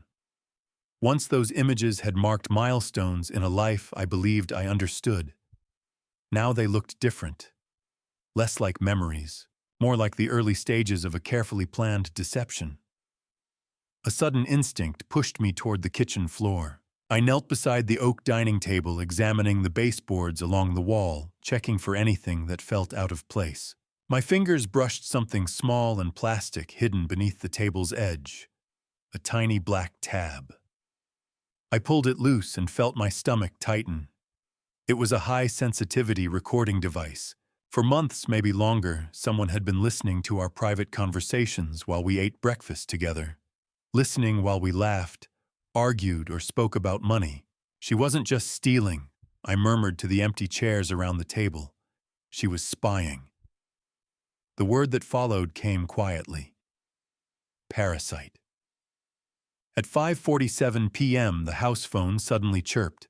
The landline was an old habit of mine, a hardwired connection that didn't depend on cell signals or batteries. I kept it only for emergencies. The caller ID display flickered to life. Mecklenburg County Jail. My blood turned cold. The phone rang again. Once that sound had meant a daughter checking in, calling to share news about work or dinner plans. Now it sounded like metal bars slamming shut. An automated voice began speaking when the answering system activated. You have a collect call from an inmate. Press 1 to accept. I sat back in the mahogany armchair across the room, watching the phone vibrate against the wooden table. Not today. I folded my hands calmly in my lap. Not ever again. The ringing stopped. Silence returned to the house. But 10 minutes later, the phone rang again. Then again at 6:15. By the time the sun dipped low behind the trees outside, my missed call log showed 7 attempts. I opened a fresh notebook and began writing each one down like entries in an engineering report. Time. Duration. Caller ID. Each ring felt like another stress test on a structure that had already collapsed. 7 calls asking for help, money, or legal rescue. 0 calls asking if her mother was still alive. A family is like a bridge. When the main cables snap, you don't try to tie them together with rope. You let the structure fall and rebuild somewhere stronger. I was about to close the notebook when the phone rang again. The 8th call. But this one looked different. It wasn't coming from the jail's general line. The number traced back to a prepaid account linked to Beckett. I stared at the screen, suddenly understanding something important. The cracks in their marriage were already spreading. Beckett wasn't calling to apologize for the brake lines or the stolen money. He was calling because he wanted to sell Lillian out before she had the chance to betray him first. There is a specific kind of silence that only exists in the ICU at 4 a.m. A heavy, clinical quiet, where the only thing louder than the machines is the sound of a father's heart hardening into stone. I sat in the dimly lit room beside Rose, watching the mechanical rhythm of her ventilator. The pale green light of the heart monitor cast long, flickering shadows against the sterile walls, making the room feel like a submersible deep underwater. I reached out and took Rose's hand. It was cool, the skin like fine parchment. I realized that while I had spent 40 years ensuring the structural integrity of bridges across this state, I had been blind to the rot eating the foundation of my own home. I'm fixing the foundation, Addie, I whispered to her comatose form. No more leaks. No more rot. I spent the quiet hours performing a structural purge of our legal lives. While reviewing the medical files I'd requested from the nursing station, A cold shock hit me. I discovered that Lillian had already tried to sign a comfort care only waiver for Rose 48 hours ago. If the hospital hadn't flagged the pending insurance dispute, she would have effectively stopped all life-saving treatment while I was at the hardware store. The betrayal wasn't just financial, it was lethal. The night nurse, a man named Nathan with soft-soled shoes and a quiet efficiency that respected the gravity of the room, moved around the bed like a shadow. He checked the IV bag, the smell of rubbing alcohol and sterile plastic following him. I looked up and handed him the forms. "I need to remove my daughter from all medical decision-making roles," I said, my voice as flat and hard as a granite slab. Effective immediately. Marcus took the clipboard, his eyes reflecting a weary understanding. "I'll get the social worker to notarize the change at shift change, Mr. Harrow." I watched him leave, then picked up my black pen. Delete! A 6-letter word that carries more weight than 1,000 apologies. One click, and 34 years of history become an empty folder. I struck through Lillian's name on every document, the ink bleeding into the paper like a final judgment. I listed Basil Redmond as the primary contact, feeling a literal weight lift from my chest as the legal tether to my daughter was severed. I opened my laptop, the blue light stinging my eyes. I began the digital exile, changing every password and removing Lillian from every shared account. I found a photo of her as my wallpaper, a picture from her graduation, where she looked so bright and promising. With a steady thumb, I selected delete. Pruning a family tree is messy work. You end up with sap on your hands and a hole where a branch used to be. But it is the only way to save the trunk. "You are not a Harrow anymore," I muttered to the empty air. "You are just a case number." As I finished the final purge, I found an old handwritten emergency plan in Rose's purse that she'd written years ago. Her shaky script from 3 years ago stated clearly that she never wanted Lillian to have control over her care. I looked at the note and realized I wasn't the only one she had been hiding things from. She knew. And as the sun began to rise over Charlotte, the hospital doors opened for my attorney with news of the arraignment. The oak doors of courtroom 4B swung open with a groan that sounded like a bridge cable snapping under too much tension, and for the first time in my life, I wasn't there to fix the break. I walked into the galley, adjusting my tie with fingers that felt like cold iron. I had spent the night purging my daughter from every digital and legal corner of my life. But the physical reality of the courtroom was a different kind of audit. I took my seat in the front row, my back as straight as a support beam. A moment later, Lillian was led in through a side door. The designer poise I had seen her wear like armor only days ago was gone, replaced by a standard-issue orange jumpsuit that made her skin look sallow under the harsh fluorescent lights. Her hair was a bird's nest, and her eyes were wild as she scanned the room. When she locked eyes with me, she immediately attempted a look of tearful innocence, her lip trembling in that rehearsed way she'd used since she was 6. I met her gaze with the clinical, unblinking focus of a bridge inspector, assessing a condemned structure. I offered no comfort, no recognition. "Daddy, please," she mouthed the words silent behind the glass partition. I whispered to the empty seat beside me where Rose should have been sitting. "The inspection is over." Judge Miller, a man with silver hair and a reputation for being as unyielding as the granite of the courthouse steps, looked down from the bench with zero patience for theatricality. Prosecutor Rachel, a woman who carried her case files like a loaded weapon, stood ready to dismantle the Harrow Shepherd defense. She began reading the 7 felony counts, her voice echoing in the deathly silent room. The details of the final transition plan and the canceled brake repairs spilled out into the public record like toxic waste. Guilty. Not the verdict, but the weight of the air in the room. You could smell it on her stale fear and expensive perfume. Lillian's defense attorney tried to argue for a personal recognizance bond, citing her status in the community, but the floor fell out from under them mid-hearing. The attorney asked to be recused, stating that the retainers had been paid with stolen funds that the state had already clawed back. Is it possible to feel sorry for a wolf that finally got caught in the trap it set for its own pack? I looked for that pity in my chest and found only an empty, echoing hallway. Judge Miller leaned forward, his gaze piercing. The state requests a high bond, and this court agrees. Bail is set at $750,000. Cash or surety. The irony hit the room like a physical blow. It was the precise value of Rose's life insurance policy. Lillian collapsed into her seat, her face a mask of shattered glass. "I don't have that, Dad. Tell them," she shrieked as the bailiffs moved in. I didn't wait for the gavel to hit the sound block.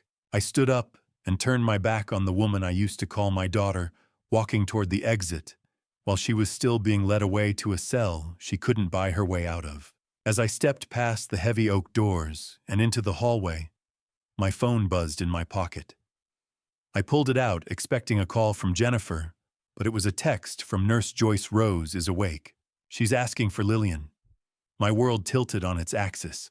I burst through the ICU doors, still smelling of the courthouse stale coffee and cold justice, only to find the one thing I wasn't prepared for, the light finally returning to Rose's eyes. My tires had shrieked against the asphalt of the parking lot as I raced back to Charlotte General, my mind a blurring collision of the orange jumpsuit I'd just left behind and the woman I'd prayed to see wake for weeks. When I reached her bedside, she was propped up against the pillows, her face pale, but her gaze focused. "Douglas," she asked, her voice a thin, raspy thread that snagged on my heart. "Why is it so bright in here? Where is Lillian?" She was supposed to meet me for lunch. She was talking about a lunch from 7 months ago.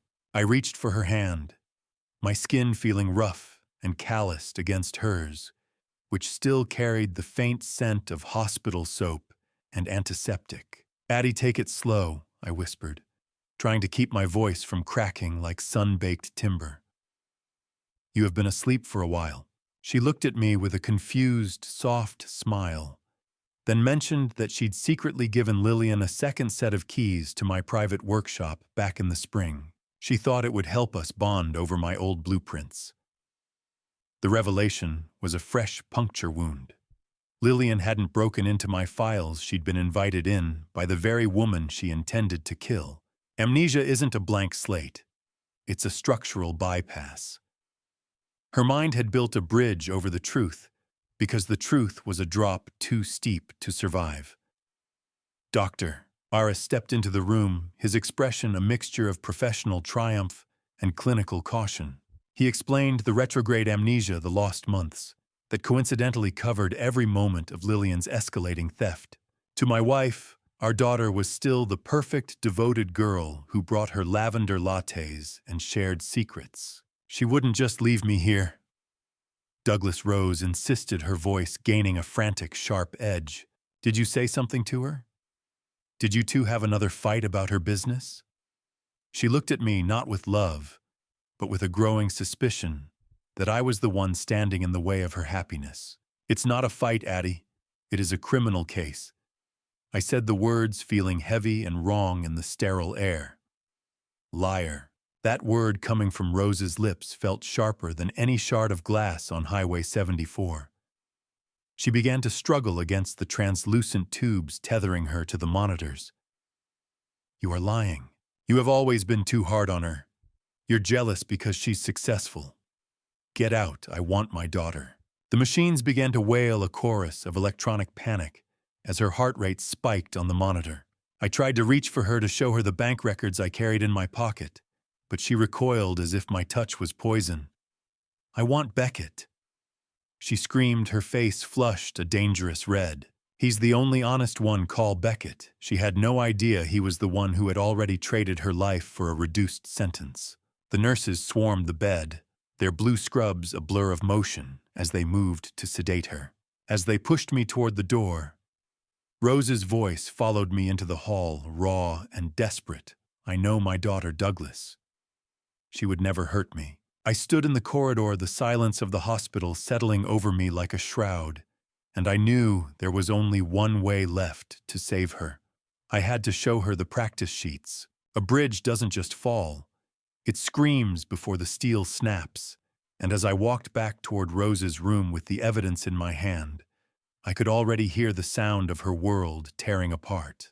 I sat for a moment in the hospital cafeteria, my fingers white-knuckled around the manila folder that contained the death of her illusions.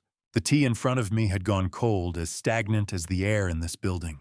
I knew that what I was about to do would be more invasive than any of the surgeries Rose had endured. But leaving the cancer of Lillian's lies in her mind was a risk I could no longer take. I met Basil Redmond in the hallway just outside the ICU. He gave me a curt nod, his old man charm already deployed, as he leaned against the nurse's station, regaling the young staff with a convoluted story about his hardware store days. It was the perfect screen. I slipped past the station and into Rose's room. She was sitting up, her eyes red-rimmed and fixed on the door, still searching for the daughter who was currently being fingerprinted in a county jail cell. "I am not here to argue anymore, Addie," I said, my voice as unwavering as a support beam. "I am here to show you the truth." She started to turn away, the old defiance flickering in her gaze, but I moved faster. I spread the practice forgery sheets across her lap. Ink, rows and rows of it. A daughter's love, expressed in the calligraphy of a crime. I pointed to the slant of the A in her name, written hundreds of times in Lillian's sharp, distinctive cursive. I showed her the tablet Lillian had gifted her for her birthday, explaining how the digital trail proved it was a Trojan horse, used to mirror her banking apps and track her movements. Rose's breath hitched. She was practicing, she whispered, her fingers hovering over the paper, as if it might burn her, like a school assignment. Denial is a sturdy wall, but once the first brick is pulled, the whole structure becomes a landslide. I watched the dust settle in her eyes. I laid out the bank statements, next the six-figure transfers, and finally the forged life insurance policy, where her signature was a dead, static mimicry of her own hand. Rose traced the ink with a trembling finger, her touchlight on the paper. I watched as her face shifted from confusion to a hollowed-out horror that made her look smaller than I had ever seen her. The realization of the premeditation hit her like a physical blow. She found a note I had almost missed, a draft from Lillian to a real estate agent describing Rose's failing health as a reason to expedite our home sale, written 3 months before the car ever left the road. "She didn't love me, Douglas," she whispered, her voice like the sound of dry leaves skittering across pavement. "She was just waiting for me to be worth more dead than alive. She didn't scream or fight this time. She simply began to shake, a silent structural collapse that signaled the end of our family as we knew it." Rose pushed the papers away, her face a mask of gray stone. "Call the attorney, Douglas," she whispered. "I want to sign the restraining order. And then, I want to hear the 40-second call." I took her hand, the weight of the truth finally shared, and felt the first cold breeze of a winter that would never end. The phone didn't just ring. It screamed a high-pitched digital demand that sliced through the midnight silence of a house that finally knew the truth. I stood in my dark kitchen, the only light coming from the glowing rectangle on the counter. The caller ID read Mecklenburg County Jail. I stared at it, my pulse steady for the first time in weeks. I thought about the 41 calls I had ignored while Rose was fighting for her breath in the ICU. I remembered the coldness of the hospital bills and the surgical precision of the forged signatures I'd found in my own office. This wasn't just a phone call. It was the final inspection of a bridge that had already collapsed into the river. "One last time, Lillian," I whispered to the empty room. "Let us see what $1 million is worth to you now." I reached out and tapped the screen, accepting the charges. "Dad, oh thank God." Her voice was frantic, stripped of every ounce of that designer poise she'd worn like a second skin. "You have to get me out of here, Douglas. It is disgusting, and the women in here are animals. My lawyer said, you have the insurance money, use it. I want to go home." I felt a wave of nausea so strong it tasted like copper. "The insurance money?" I asked, my voice as flat as a Carolina plain. You mean the $750,000 you tried to collect while your mother was still breathing? Lillian didn't even pause. She actually told me she felt relieved the Tesla had been seized because the payout on Rose would have upgraded her to a better model anyway. 31. A number that represents every time she chose her own comfort over her mother's survival. Before I tell you what she said next, let me ask you something. Are you still with this story? Comment A if you think I should hang up, or B if I should keep listening. And add one word that describes how you feel right now. Quick note, the next part includes some dramatized details for deeper emotional impact. 42 calls, Lillian, I said, cutting through her excuses. Not once did you ask if she woke up. Not once did you ask if she could speak. You didn't even ask if her heart was still beating. I was stressed. Dad, I am the victim here, she shrieked. I realized then that the structural failure was total. There was no empathy left in the woman who shared my DNA. Hanging up that phone felt like cutting the final cable on a bridge that was already underwater. Rose is awake, I told her, and the silence on the other end was absolute. She has seen the forgery sheets. She is the one who signed the restraining order. I am not your father anymore, Lillian. I'm just a witness. I hung up the phone and blocked the number, the weight finally leaving my chest. I set the device on the counter and watched the screen go dark. The silence that followed was the most beautiful thing I had heard in years. Lillian was gone, and now I had to prepare for the man who was going to help me bury her, legally Beckett Shepard. I knew I was recording the whole thing, and her admission of motive was the final nail in her coffin. I walked into the law firm with a steady hand and a clear head carrying the recording of last night's call, like a finishing tool for a job that had taken far too long to complete. The silence of the counter and the dark kitchen were behind me, now replaced by the humming efficiency of Jennifer Caldwell's office. I sat across from her, my briefcase resting on my knees, feeling like a man who had finally located the terminal stress point in a failing structure. Jennifer looked up from a thick stack of documents, her expression one of grim satisfaction. Beckett Shepard has officially signed a cooperation agreement, she said, her voice dropping into a register of cold, legal certainty. He flipped faster than a rusted bridge beam under a heavy load Douglas. He wasn't protecting her. He was just waiting for the right price to sell her out. Facing 45 years for his role in the insurance fraud and brake sabotage, my son-in-law had traded Lillian's freedom for his own. He had handed over a hidden cloud storage password containing months of recorded arguments and planning sessions. A rat will always leave a sinking ship. But Beckett didn't just jump. He chewed through the hull on his way out to make sure Lillian went down with the wreck.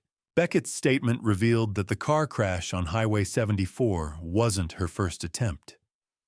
She had actually begun practicing small-scale sabotage on my own truck months prior to ensure she knew exactly how to make it look like a mechanical fluke. Jennifer turned her monitor toward me and pressed play on a recovered audio file from August 12th. Lillian's voice filled the room, laughing as she spoke to Beckett. The old man is too blind to see the rust I am putting in his life. She had said, her tone as casual as if she were discussing a kitchen renovation. I can't wait 30 years for an inheritance, Beckett. Nature needs a little push. I sat perfectly still, my skin crawling. That is my daughter talking about killing her mother.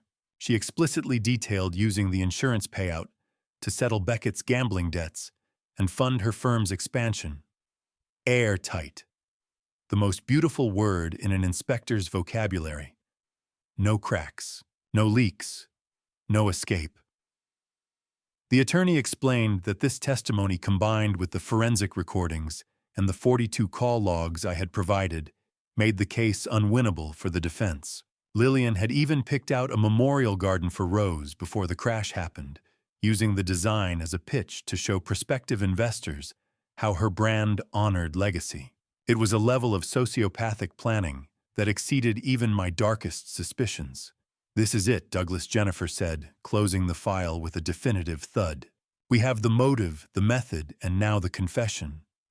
Build the case, I replied, my voice as flat as a Carolina plane. I want it airtight. I want her to never see the sun as a free woman again. I gave the formal approval to proceed to the grand jury, realizing the structural failure of her marriage was the one thing she hadn't accounted for in her blueprints of betrayal. I walked out of Jennifer's office and felt the first true breeze of the fall. The trap was set. The evidence was undeniable. But as I headed toward my car to tell Rose the news, my phone buzzed with an alert from a private investigator Basil had hired on the side. I looked at the name on the screen and felt my heart skip a beat. The smell of roasting turkey used to be a warning sign in this house, a precursor to Lillian's complaints about the table setting or her subtle jabs at our modest lifestyle. But this year, the air just smelled like home. I stood in my kitchen in Matthews, North Carolina, watching the steam rise from a pot of mashed potatoes, feeling a quietude I hadn't known in decades. The frantic energy that used to accompany her arrival was gone, replaced by a steady, rhythmic peace. Rose was beside me, walking with a cane now, but steady on her feet, her eyes bright and clear of the fog that had nearly claimed her. She was humming as she helped with the stuffing, her movements slow but deliberate. "You know, Douglas, the silence doesn't feel lonely today," she said, pausing to look out the window at the autumn leaves. "It feels clean." I nodded, squeezing her shoulder. "It is the lack of friction, Addie. The bridge isn't vibrating anymore. Last year, Lillian had spent this day borrowing our credit card for a designer splurge, while claiming she was too busy to even set the table. This year, the house felt structurally lighter, freed from the weight of her terminal entitlement. Loose. That's how my chest felt for the first time in a decade. No tightness. No waiting for the next disaster to drop from her lips. Jennifer Caldwell had shared a disturbing update earlier. Lillian had attempted to send a Thanksgiving card from jail that was actually a coded message to hide secondary assets. Even behind bars, she was still trying to manage her blueprints of greed. By 2 p.m., our chosen family began to arrive. Basil Redmond walked in first, carrying a bottle of high-end cider and a grin that could light up a dark tunnel. Nurse Joyce, who had become a regular weekend visitor and a true confidant to Rose, followed close behind. Jennifer Caldwell joined us shortly after, shedding her attorney persona for the warmth of a friend. This new circle of loyalty stood in stark contrast to the transactional relationships Lillian had curated. Basil pulled me aside to mention the PI's findings. Lillian was currently trying to design her jail cell with contraband, apparently refusing to accept a reality that didn't involve silk and marble. Family isn't always a foundation you are born with. Sometimes it is a retrofit, adding new supports to an old house until it can finally stand on its own. We sat down in the dining room, the table filled with food and the sound of genuine laughter. I looked at the empty space where Lillian used to sit. I didn't feel grief, only a clinical sense of relief that the rot had finally been excised. I realized that while I had lost a daughter of blood, I had gained a village of steel. Rose revealed she had spent the morning setting up a small trust fund for Joyce's children, using the first bit of our recovered funds to pay back the kindness that had saved her life. "We aren't looking back today," I said, raising my glass for a toast. "We are looking at who is at the table right now." As the laughter around the table rose, Jennifer leaned in and whispered to me, "Enjoy the peace, Douglas. Tomorrow morning, we start the mock trials. The prosecution is ready to play the 42 calls for the jury." I felt a chill, but I didn't shake. The foundation was set. I thought I had drained every drop of grief out of my system in that ICU waiting room. But as the courtroom doors locked with a heavy metallic click, I realized that some ghosts only scream when they're put on the public record. The harsh, fluorescent lights of the prosecutor's office from the previous Monday were nothing compared to the cold, cavernous judgment of courtroom 1856. I sat in the front row of the gallery, my fingers intertwined so tightly they felt like a single piece of fused bone. The bailiff called the court to order, and the air in the room became pressurized, heavy with the weight of impending justice. Prosecutor Rachel stood with the posture of someone who had already seen the end of the world and survived it. She delivered a blistering opening statement, framing the case as a calculated assassination of family trust.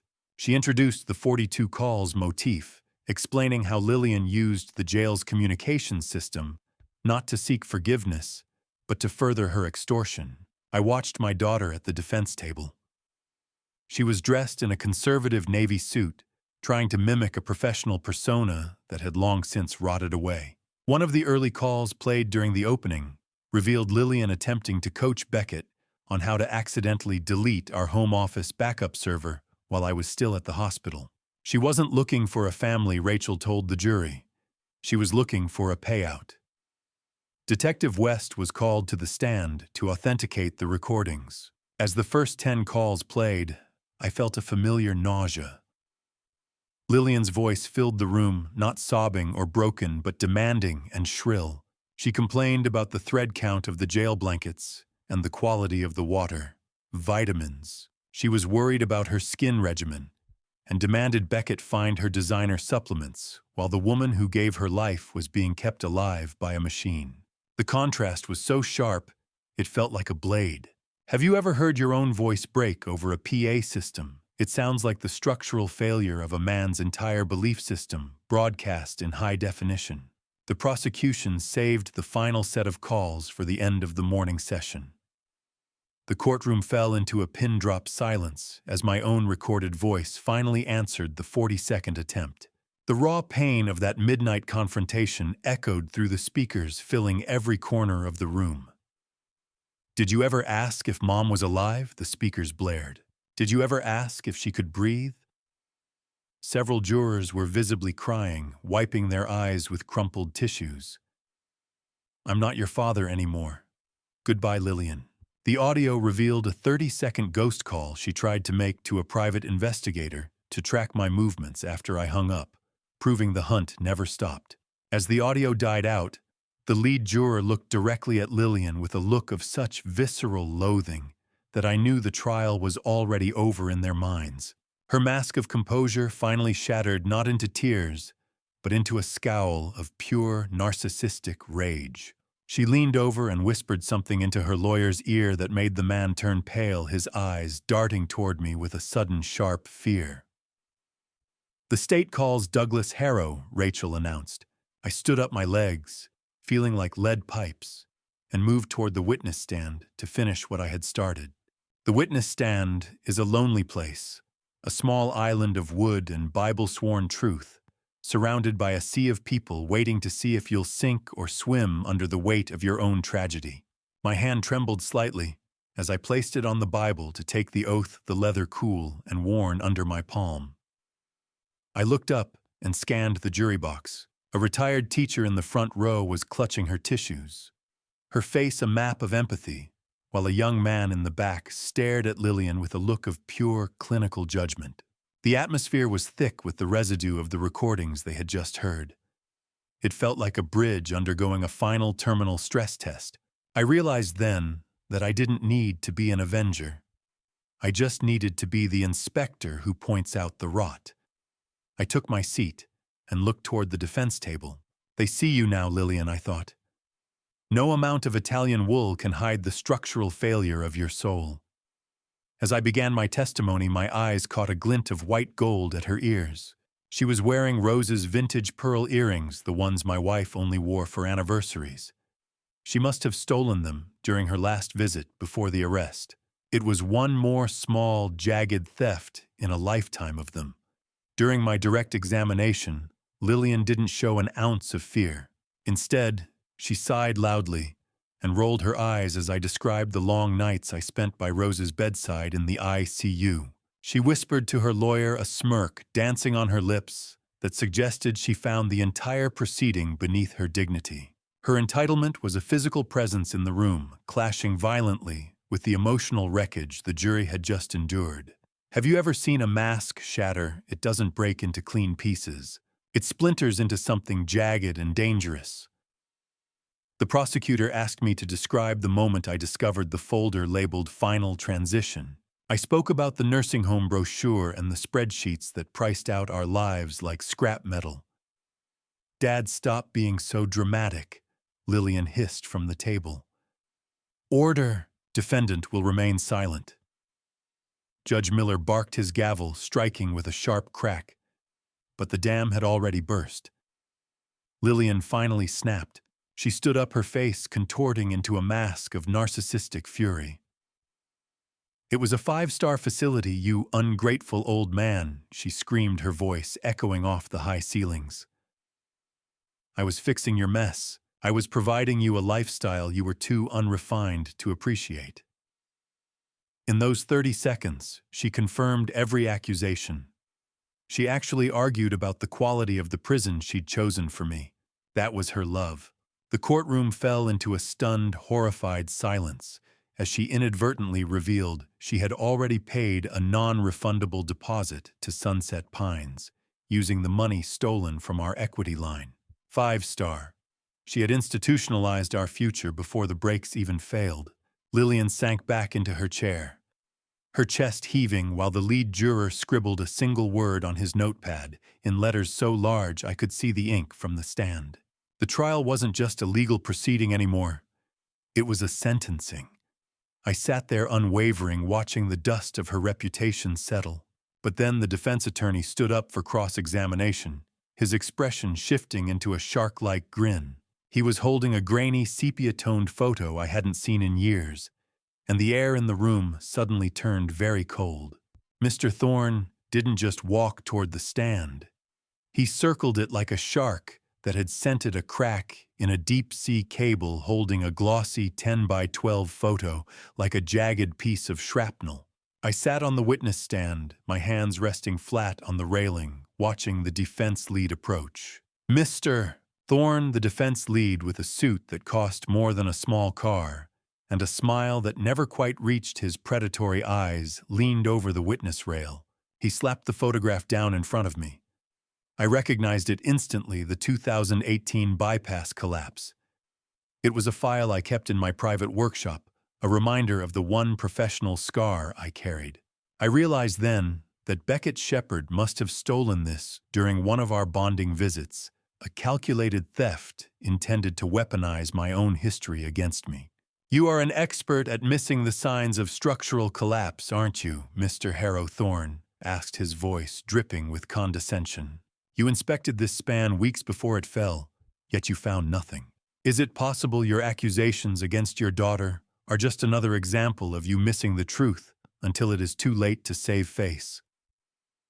I looked at the image, then up at the jury. "I follow the data, Mr. Thorne."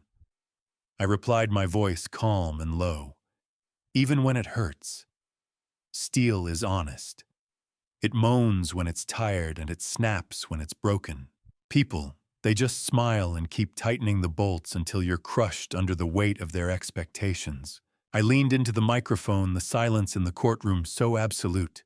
I could hear the rhythmic ticking of the wall clock. "A bridge is easy to inspect because it doesn't have a soul or the ability to lie to your face. It doesn't pretend to love you while it is failing. I spent 40 years looking for cracks in concrete. I didn't think I had to look for them in my own daughter's heart. Lillian used my own methodology against me, hiding the rust behind a facade of success and designer wool. I failed. There, I said it. The inspector missed the biggest collapse of his career because he was too busy loving the ruin. I addressed the jury directly, my gaze steady. I failed my parenting audit. I saw the entitlement and the greed years ago, but I chose to patch the cracks with money and silence because I wanted to believe the structure was sound. I let the rot spread until the whole family came down. But I'm not missing it now. I looked back at the photo Thorne had presented. Interestingly, Mr. Thorne, this bypass failed because of a fraudulent notary who certified the substandard steel, a man named Marcus Webb. The same Marcus Webb who notarized my daughter's forged documents. The air in the room suddenly felt very thin. Mr. Thorne's face went from a shark's grin to the pallor of a dead fish as I mentioned Marcus Webb. He looked back at Lillian, but she wasn't looking at him. She was looking at the back of the courtroom, where the doors were opening for the one person she never expected to see, in a wheelchair, her mother. The rhythmic squeak of the wheelchair was the only sound in the room, a slow, clinical march, that felt like the ticking of a clock, counting down the seconds of Lillian's freedom. I stood by the witness rail, my heart performing a heavy, uneven cadence against my ribs. Rose was being wheeled down the center aisle by Nurse Joyce, and as she passed the gallery, a profound hush settled over the room. She looked frail, her skin still carrying the translucent pallor of hospital lighting, but her eyes held a terrifying motherly clarity that I hadn't seen since before the brakes failed. With the help of the bailiff and my own steadying hands, Rose was transferred to the witness stand. "I can stand, Douglas," she whispered, her fingers gripping my forearm with surprising strength. "I want her to see me standing." I stepped back, nodding. "Take your time, Addie. The whole world is waiting." The jury leaned in the shift, from my technical inspections to her physical presence making the courtroom feel oxygen-deprived. She revealed then that she had actually regained her memory weeks earlier than she told the doctors, using that silent time to privately review every bank statement with Jennifer to ensure her testimony was a cage with no exits. Rose spoke about the morning of the crash, her voice a quiet, hollowed-out grief that was more devastating than any scream. She described the feel of the brake pedal sinking uselessly to the floor and the memory of Lillian kissing her cheek just an hour before. Squeak, squeak, squeak. The sound of her wheelchair was a metronome for a daughter's ending. "She knew I was going to the store," Rose said, looking at the court reporter. "She knew that hill on Highway 74. She even checked my seatbelt. I thought she was being protective. I didn't know she was making sure I stayed in the seat for the impact." How much is a mother's life worth in Charlotte real estate? Apparently about 3 bedrooms and a gourmet kitchen. Before I explain what that number truly means, are you still with me? If you were in her place, what would you choose? Comment A if you think she should forgive, or B if you believe she should show no mercy. And tell me the reason behind your choice. A quick note, the next part includes some recreated details added for narrative depth. Prosecutor Rachel presented the records for the $120,000 condo down payment. Rose looked directly at Lillian, not with hate, but with a cold, clinical curiosity. "Tell me, Lillian, was the master suite worth the 2 months I spent in a coma?" she asked. "Was the view of the city worth the sound of my ventilator?" Lillian tried to look away, her face flushing a deep, mottled red. "I did it for the firm," she shrieked, her voice cracking. "You don't understand the pressure." Rose didn't blink. She slowly produced a small, crumpled piece of paper from her pocket. It was a handwritten note Lillian had left in the ICU during one of those private visits, threatening to pull the plug if Rose ever woke up and talked. As Rose held up the threatening note, the defense table erupted into a panicked huddle, but I was focused on Lillian's face. The narcissism was finally gone, replaced by the wide-eyed animal terror of a person who realizes the cage door has finally locked from the outside. There is a finality to the way a bailiff calls a room to order that reminds me of the last bolt being driven into a bridge's main span. Once it is in, the structure is set for better or for worse. I sat in the front row of the gallery, my hand tightly interlaced with Rose's. Her palm was warm, a living, breathing testament to the failure of Lillian's blueprints. The jury had been out for 6 hours, a span of time that felt like 6 years. But as they filed back into the box, I saw the lead juror's eyes. They didn't look at the defense table. They looked at Rose. The foreman stood, clearing his throat into a silence so thick it felt pressurized. On the count of attempted first-degree murder, we find the defendant guilty. The word fell like a heavy stone into a deep pool. Guilty on all 7 counts. I felt Rose's grip tighten until it was almost painful. "It is over, Douglas," she whispered, her voice a fragile but unbroken thread. The bridge finally held. Lillian sat perfectly still, her designer suit suddenly looking like a costume that no longer fit. Her face was a mask of shock as the legal reality finally overrode her narcissistic delusions. As she was being led away in handcuffs, she tried to lunge toward Rose, her lips forming a frantic, silent plea for one last manipulation. A deputy stepped between them, physically enforcing the restraining order and marking the first time in her life that she could not claw her way into her mother's space. Judge Miller didn't hesitate during the sentencing phase. He spoke of the calculating, predatory nature of the crime, his voice echoing off the high marble walls. 45 years. He announced, the gavel striking the wood with the sound of a closing cell door. You used your intelligence to build a cage for your parents. Now you will live in one built by the state. 45. A lifetime. The exact amount of time it takes for a legacy to turn to dust. Lillian finally broke, but not in remorse. She screamed about the unfairness of the system and how she was an artist, an entrepreneur meant for greatness. I watched as she was led through the side door, her voice fading into the bowels of the courthouse until there was nothing left but the hum of the air conditioner. I helped Rose out of her seat, my movements slow and careful. We declined to give a statement to the press, walking past the flashing cameras in a shared, dignified silence. The sun was too bright, the air too cold, and the world too loud. It was the most beautiful day I had ever seen.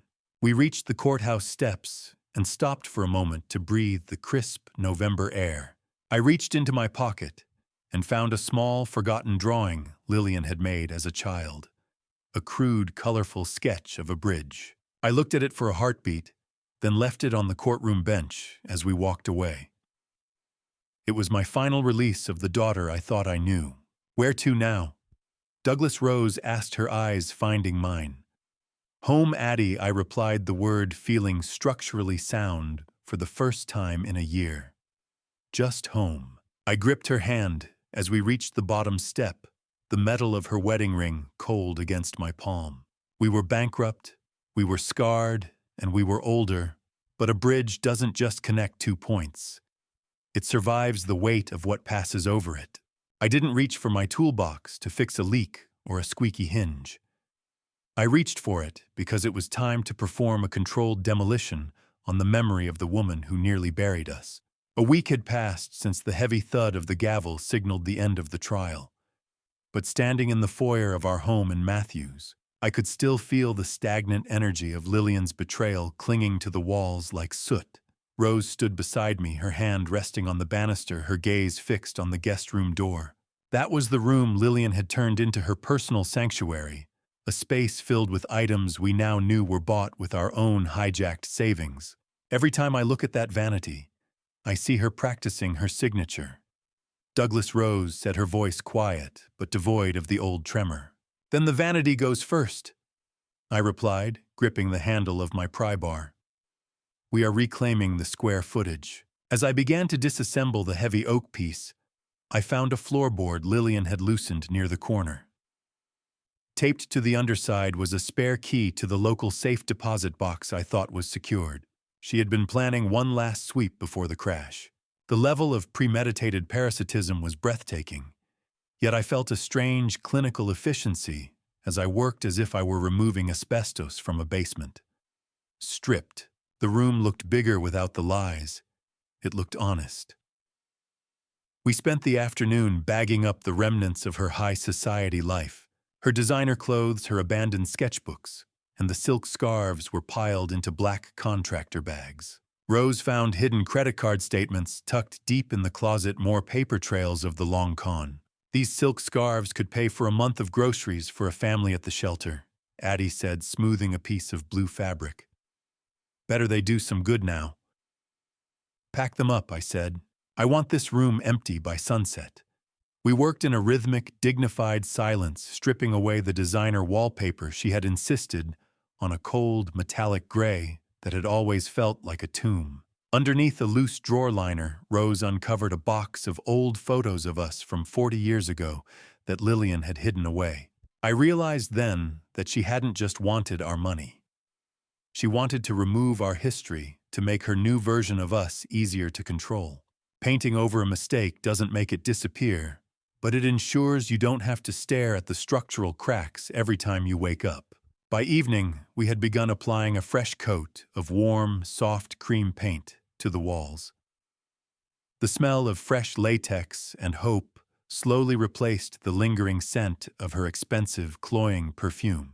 As the rollers covered the old marks on the drywall, the room began to transform from a monument of narcissism into a blank canvas for our future. It is amazing how much light a simple coat of paint can bring back into a house, Rose remarked, her face illuminated by the work lamp.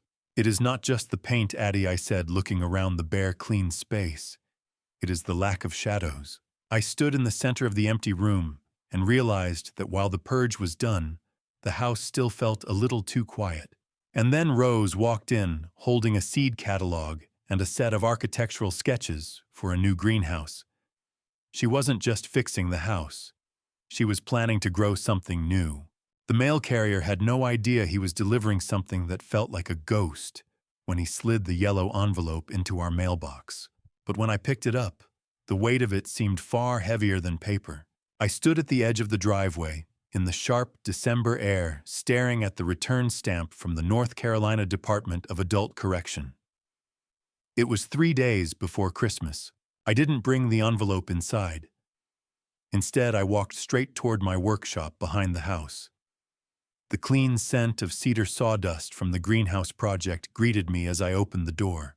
The smell was grounding a small barrier against whatever bitterness waited inside that prison letter. I sat down at my workbench and carefully opened the envelope. Inside were 12 pages of lined prison stationery. The handwriting was unmistakably Lillian's sharp strokes, perfectly angled letters, the same confident script she had used on school papers and birthday cards decades ago. But the tone was different now. Each line carried a strange mixture of manufactured remorse and quiet entitlement. "Dear Daddy," the letter began. I almost laughed at the words. She hadn't called me that in 20 years. "I know you're hurting," she wrote. "But the real criminal here is the system." Page after page continued in the same voice. She described herself as a victim of a biased jury, an unfair investigation, and a husband too weak to stand by her side. Somewhere between the apologies and excuses, the true purpose of the letter finally surfaced. She wanted money. She wanted me to fund her appeal. Tucked neatly between the pages was an additional document, a pre-written statement she expected me to sign and submit to the parole board. It was framed as a declaration of forgiveness from a loving father. Even from a 6x9 prison cell, Lillian was still trying to rewrite reality.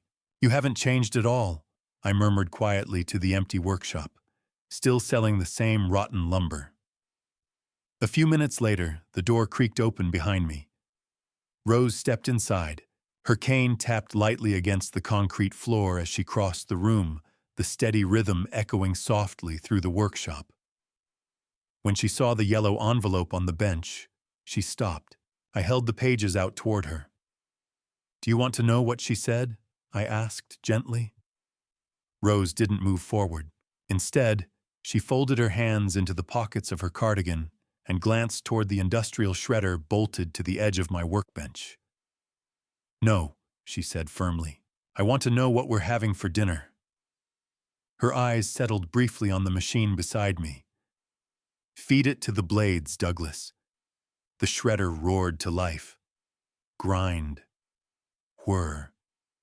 Then silence. 12 pages of manipulation vanished into thin strips of useless paper. We stood side by side, watching the machine chew through the last fragments of Lillian's demands until nothing recognizable remained. In that moment, something inside me shifted. By refusing to answer, by denying her even a single response, I had exercised the greatest power left to me. I had made her irrelevant. Christmas Eve arrived quietly that year, bringing with it a kind of peace we hadn't felt in a very long time.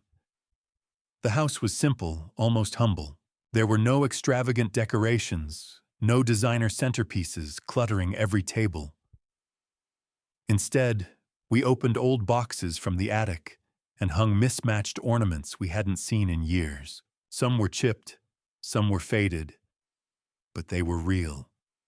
Basil joined us that evening for dinner. We served a simple pot roast, and the three of us sat around the table laughing about old stories from the hardware store. stories about stubborn customers, broken tools, and mistakes that had nothing to do with courtrooms or bank accounts. First Christmas Eve in 10 years without a headache. Basil said, raising a glass of cider with a grin. That's because the poison's finally out of the well, I replied. The house felt different that night. Stronger. Like the foundation had finally settled after a long demolition. I looked across the table at Rose, the glow of the Christmas tree lights dancing across her face. For the first time since the accident, she smiled without effort. Not the tired smile of someone pretending to be strong. A real one. Later, as I began clearing the dishes from the table, a small, blinking light caught my attention from the hallway. The security monitor. I walked closer and studied the screen. A car sat parked at the far end of our driveway, its engine still running. The headlights cut through the darkness, bright and unblinking. Like two cold eyes watching the house. I stood on the front porch, my breath catching in the sharp January air, and realized something unsettling. The most dangerous threats don't always arrive with shattered glass and raised voices. Sometimes they come quietly carrying a clipboard and a carefully rehearsed smile. I didn't reach for a weapon.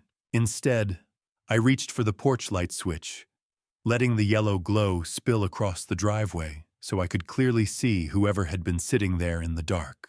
The headlights of the idling sedan blinked off, and a woman stepped out. She looked harmless enough, late 30s, soft knit cardigan, a leather binder tucked neatly under her arm. Her posture carried the calm confidence of someone who believed she was delivering hope rather than disruption. "Mr. Harrow," she asked gently. "My name is Sarah Jenkins." She explained that she was a court-appointed social worker, working with a state-funded restorative justice initiative. The binder she carried was filled with diagrams and pamphlets about healing conversations, reconciliation frameworks, and mediated dialogue between victims and offenders. "We believe that confronting the harm directly can create restorative outcomes for everyone involved," she said, her tone carefully balanced between sympathy and professional neutrality. Then she revealed the part that made my stomach tighten. Lillian herself had submitted the request. The proposal was simple: a mediated meeting, possibly a written exchange of letters. Eventually, if progress was made, a face-to-face conversation. The goal, Sarah explained, was to demonstrate accountability before Lillian's first parole review hearing, scheduled 10 years in the future. "My daughter didn't simply cause harm, Ms. Jenkins," I said slowly. My voice felt as cold as the frost gathering along the porch railing. She engineered a structural collapse. Sarah remained calm, her pen poised above a notepad. "You don't restore a bridge that was designed to fail," I continued. "You clear the wreckage and build somewhere safer." The word restorative lingered in the air between us.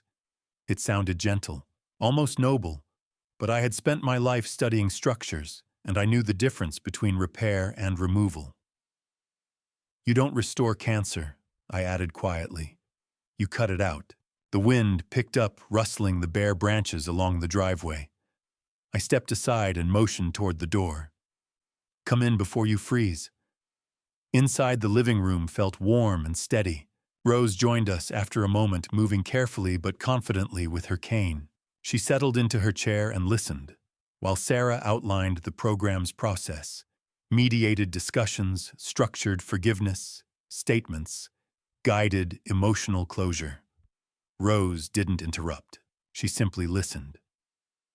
When Sarah finished, the room fell silent for several seconds. Then Rose spoke. "I spent 40 years being a mother," she said calmly. "I don't need a certificate from the state to know when something is finished." Her voice didn't rise. It didn't shake. "Please inform the Department of Corrections that our boundary is permanent," she continued, "and it's built from reinforced concrete." Sarah nodded quietly and closed her binder. There was no argument, no pressure, only a polite understanding that some doors were meant to remain closed. I walked her back outside, the cold night air rushing in again as the front door opened. Each step across the porch felt strangely reassuring, as though the house behind me had grown stronger simply by refusing the invitation. After Sarah drove away, I locked the door and headed to my office. Jennifer Caldwell answered my call on the first ring. For the next hour, we reviewed the final reports from the liquidation of Lillian's design firm and the forced sale of her luxury condominium. Asset seizures, clawback actions, and insurance recoveries had been moving quietly through the courts for months. The final numbers were better than either of us expected. 80%, Douglas Jennifer said over the speakerphone. You recovered 80% of the original losses. That's almost unheard of in cases like this. It's not a miracle, I replied. It's a recovery. A bridge doesn't have to be perfect to carry weight. It only has to be strong enough. 80% will hold, I said. We can rebuild from that. Part of the recovered funds had come from an offshore account Lillian believed was impossible to trace. The forensic auditors had proven her wrong. The damage had been severe, but the foundation remained. When I closed the laptop, the numbers still glowed on the screen like a quiet promise. Across the room, Rose sat near the window, turning something small between her fingers. A silver key. I didn't recognize it. It didn't belong to any door in this house. She held it thoughtfully, the metal catching the lamplight, as she turned it over and over. Her expression held something complicated, part relief, part sorrow. I watched the light glint across the narrow teeth of that unfamiliar key, and I wondered how many more doors we would have to unlock before we were finally free. In 40 years of bridge inspection, I had learned that the smallest components, a single bolt, a hairline fracture, a silver key, are often the ones that determine if a structure stands or falls. I sat in our reclaimed living room, watching the winter light catch the jagged teeth of the small silver object Rose held. Where did this come from? I asked, my voice barely a whisper in the quiet house. Rose smiled, a soft, secret expression that reached her eyes. She revealed she had kept the key taped inside a 1950s cookbook Lillian frequently mocked for being outdated. Our daughter's arrogance was her own blind spot. She was so busy looking for digital treasures that she never bothered to check the physical history under her nose. Rose explained that the key belonged to a safety deposit box she had opened in secret years ago. It contained heirloom jewelry and gold coins Lillian never knew existed. I kept it for a rainy day, Douglas, she said, her fingers tracing the metal. I just didn't realize the rain would be a hurricane named Lillian. I felt a surge of awe. You were performing your own safety audit while I was looking at the clouds, I said, leaning over to kiss her forehead. We realized that while Lillian was looting our digital life, the physical foundation of our heritage remained safe under Rose's quiet watch. The phone buzzed on the coffee table, a final update from Jennifer Caldwell regarding Beckett Shepard's sentencing. Because he had cooperated and provided the recordings that buried Lillian, the judge handed him a reduced sentence. 10 years. Long enough for a man to think about every bolt he didn't tighten. I felt a clinical sense of closure. The man who enabled the rot was finally accounted for, leaving no loose ends in the structural integrity of our new life. Let him go, I told Jennifer. He was just a secondary support that failed under pressure. He is irrelevant now. Rose then led me into the new hobby room, the smell of fresh cream paint still faint in the air. She unveiled her final project, using a portion of the recovered 80% of our savings to fund the Rose Harrow Community Library. She showed me the architectural sketches for the renovated space, a place built for truth stories and community. A library, Addie, that is a legacy that actually matters, I said, my heart swelling. A library is a bridge made of paper and ink. It carries people to places they never thought they could reach. It is a structure built to last, Douglas, she replied, her hand finding mine. Just like us. I looked at the plans and felt a profound sense of peace. The project would be housed in the very downtown building Lillian had once tried to buy for her firm's expansion, a final poetic reclamation of the land she tried to steal. I performed a mental safety audit of our current state. I looked for cracks, for rot, for vulnerabilities, and for the first time in my life I found none. I looked at the blueprints for the library, And then back at my wife realization, dawning on me like a sunrise over a newly finished span. We weren't just surviving the collapse. We were the architects of something that would stand long after we were gone. The structure was sound. The cables were tight, and the view from the top was clearer than I ever imagined possible. I stood on the front porch of our house, the morning air crisp and clean, and performed one last silent inspection.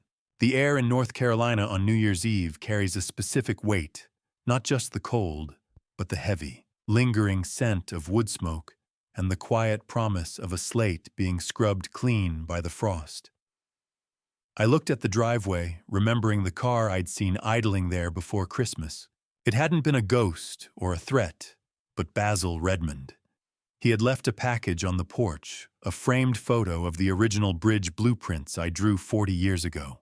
It was a return to my true self, a reminder that I was built to create things that lasted, not just to watch them fall. I walked back inside and joined Rose on the back deck. We sat in cedar Adirondack chairs, wrapped in heavy wool blankets, watching the first frost settle on the yard.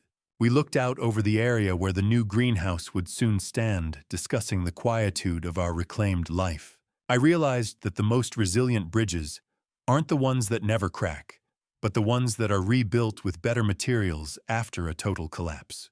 We survived the stress test, Addie, I said, reaching out to take her hand. The load is finally gone. She squeezed my fingers, looking up at the sky. I don't think I've ever seen the stars look this sharp, Douglas. Or maybe I'm just finally looking up instead of at my feet. 0. That's the amount of leverage she has left.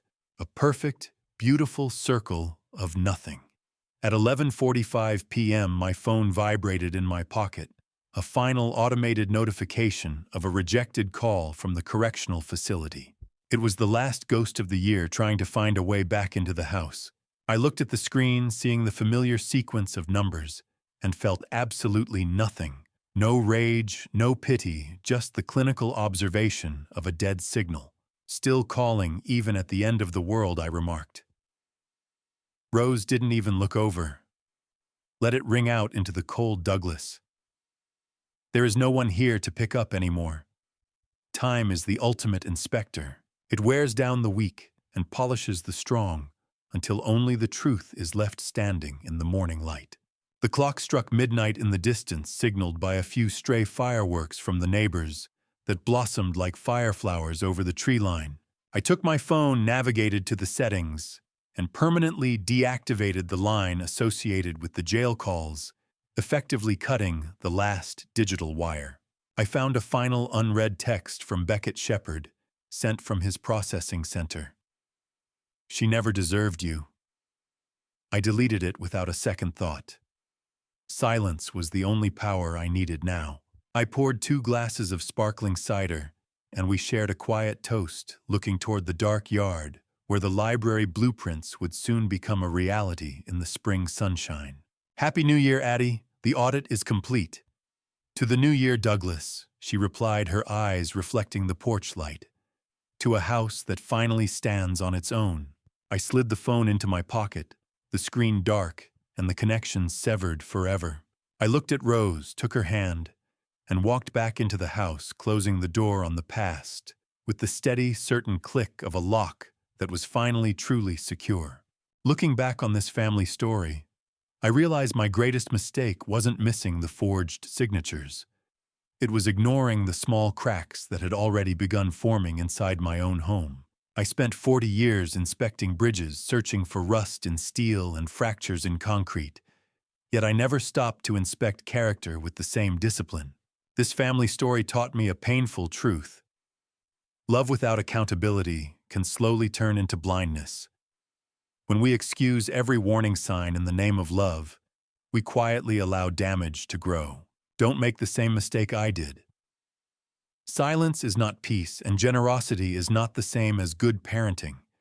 When something feels wrong, document it, confront it. Truth may hurt for a moment, but denial can destroy an entire life. Many people have called what happened here an act of revenge. Some even describe it as one of those dramatic grandpa stories where an older man finally fights back. But if I am honest, what some people call revenge was never about punishment. It was about protection. It was the moment I stopped being naive and finally chose responsibility. In this family story, I learned that boundaries are not cruelty. Boundaries are structure, the same kind of structure that keeps a bridge from collapsing. Real strength is not in anger. Real strength is in choosing justice over fear. And despite everything that happened, I will admit something difficult. No father ever dreams of standing in a courtroom across from his own child. If there is one lesson I carry forward from this journey, it is this: integrity must be inspected, just like finances or engineering. Trust people, but always verify what stands beneath the surface. Many grandpa stories speak about wisdom earned through time, but wisdom often comes from mistakes we wish we had caught earlier. When everything collapsed around us, I believe God allowed the truth to surface, not to destroy our lives, but to rebuild them stronger. Faith did not remove the storm. Instead, it steadied my hands while I rebuilt after this family story fell apart. Thank you for walking this road with me until the end. Stories like this are why people continue sharing grandpa stories, not to celebrate pain, but to remind us that survival and rebuilding are always possible. If you were in Douglas's position, what would you have done? I would truly like to hear your thoughts. And if this story stayed with you, consider subscribing so you don't miss future journeys. Please remember that while this narrative reflects real-world themes of betrayal and financial exploitation, certain details were dramatized to strengthen the message.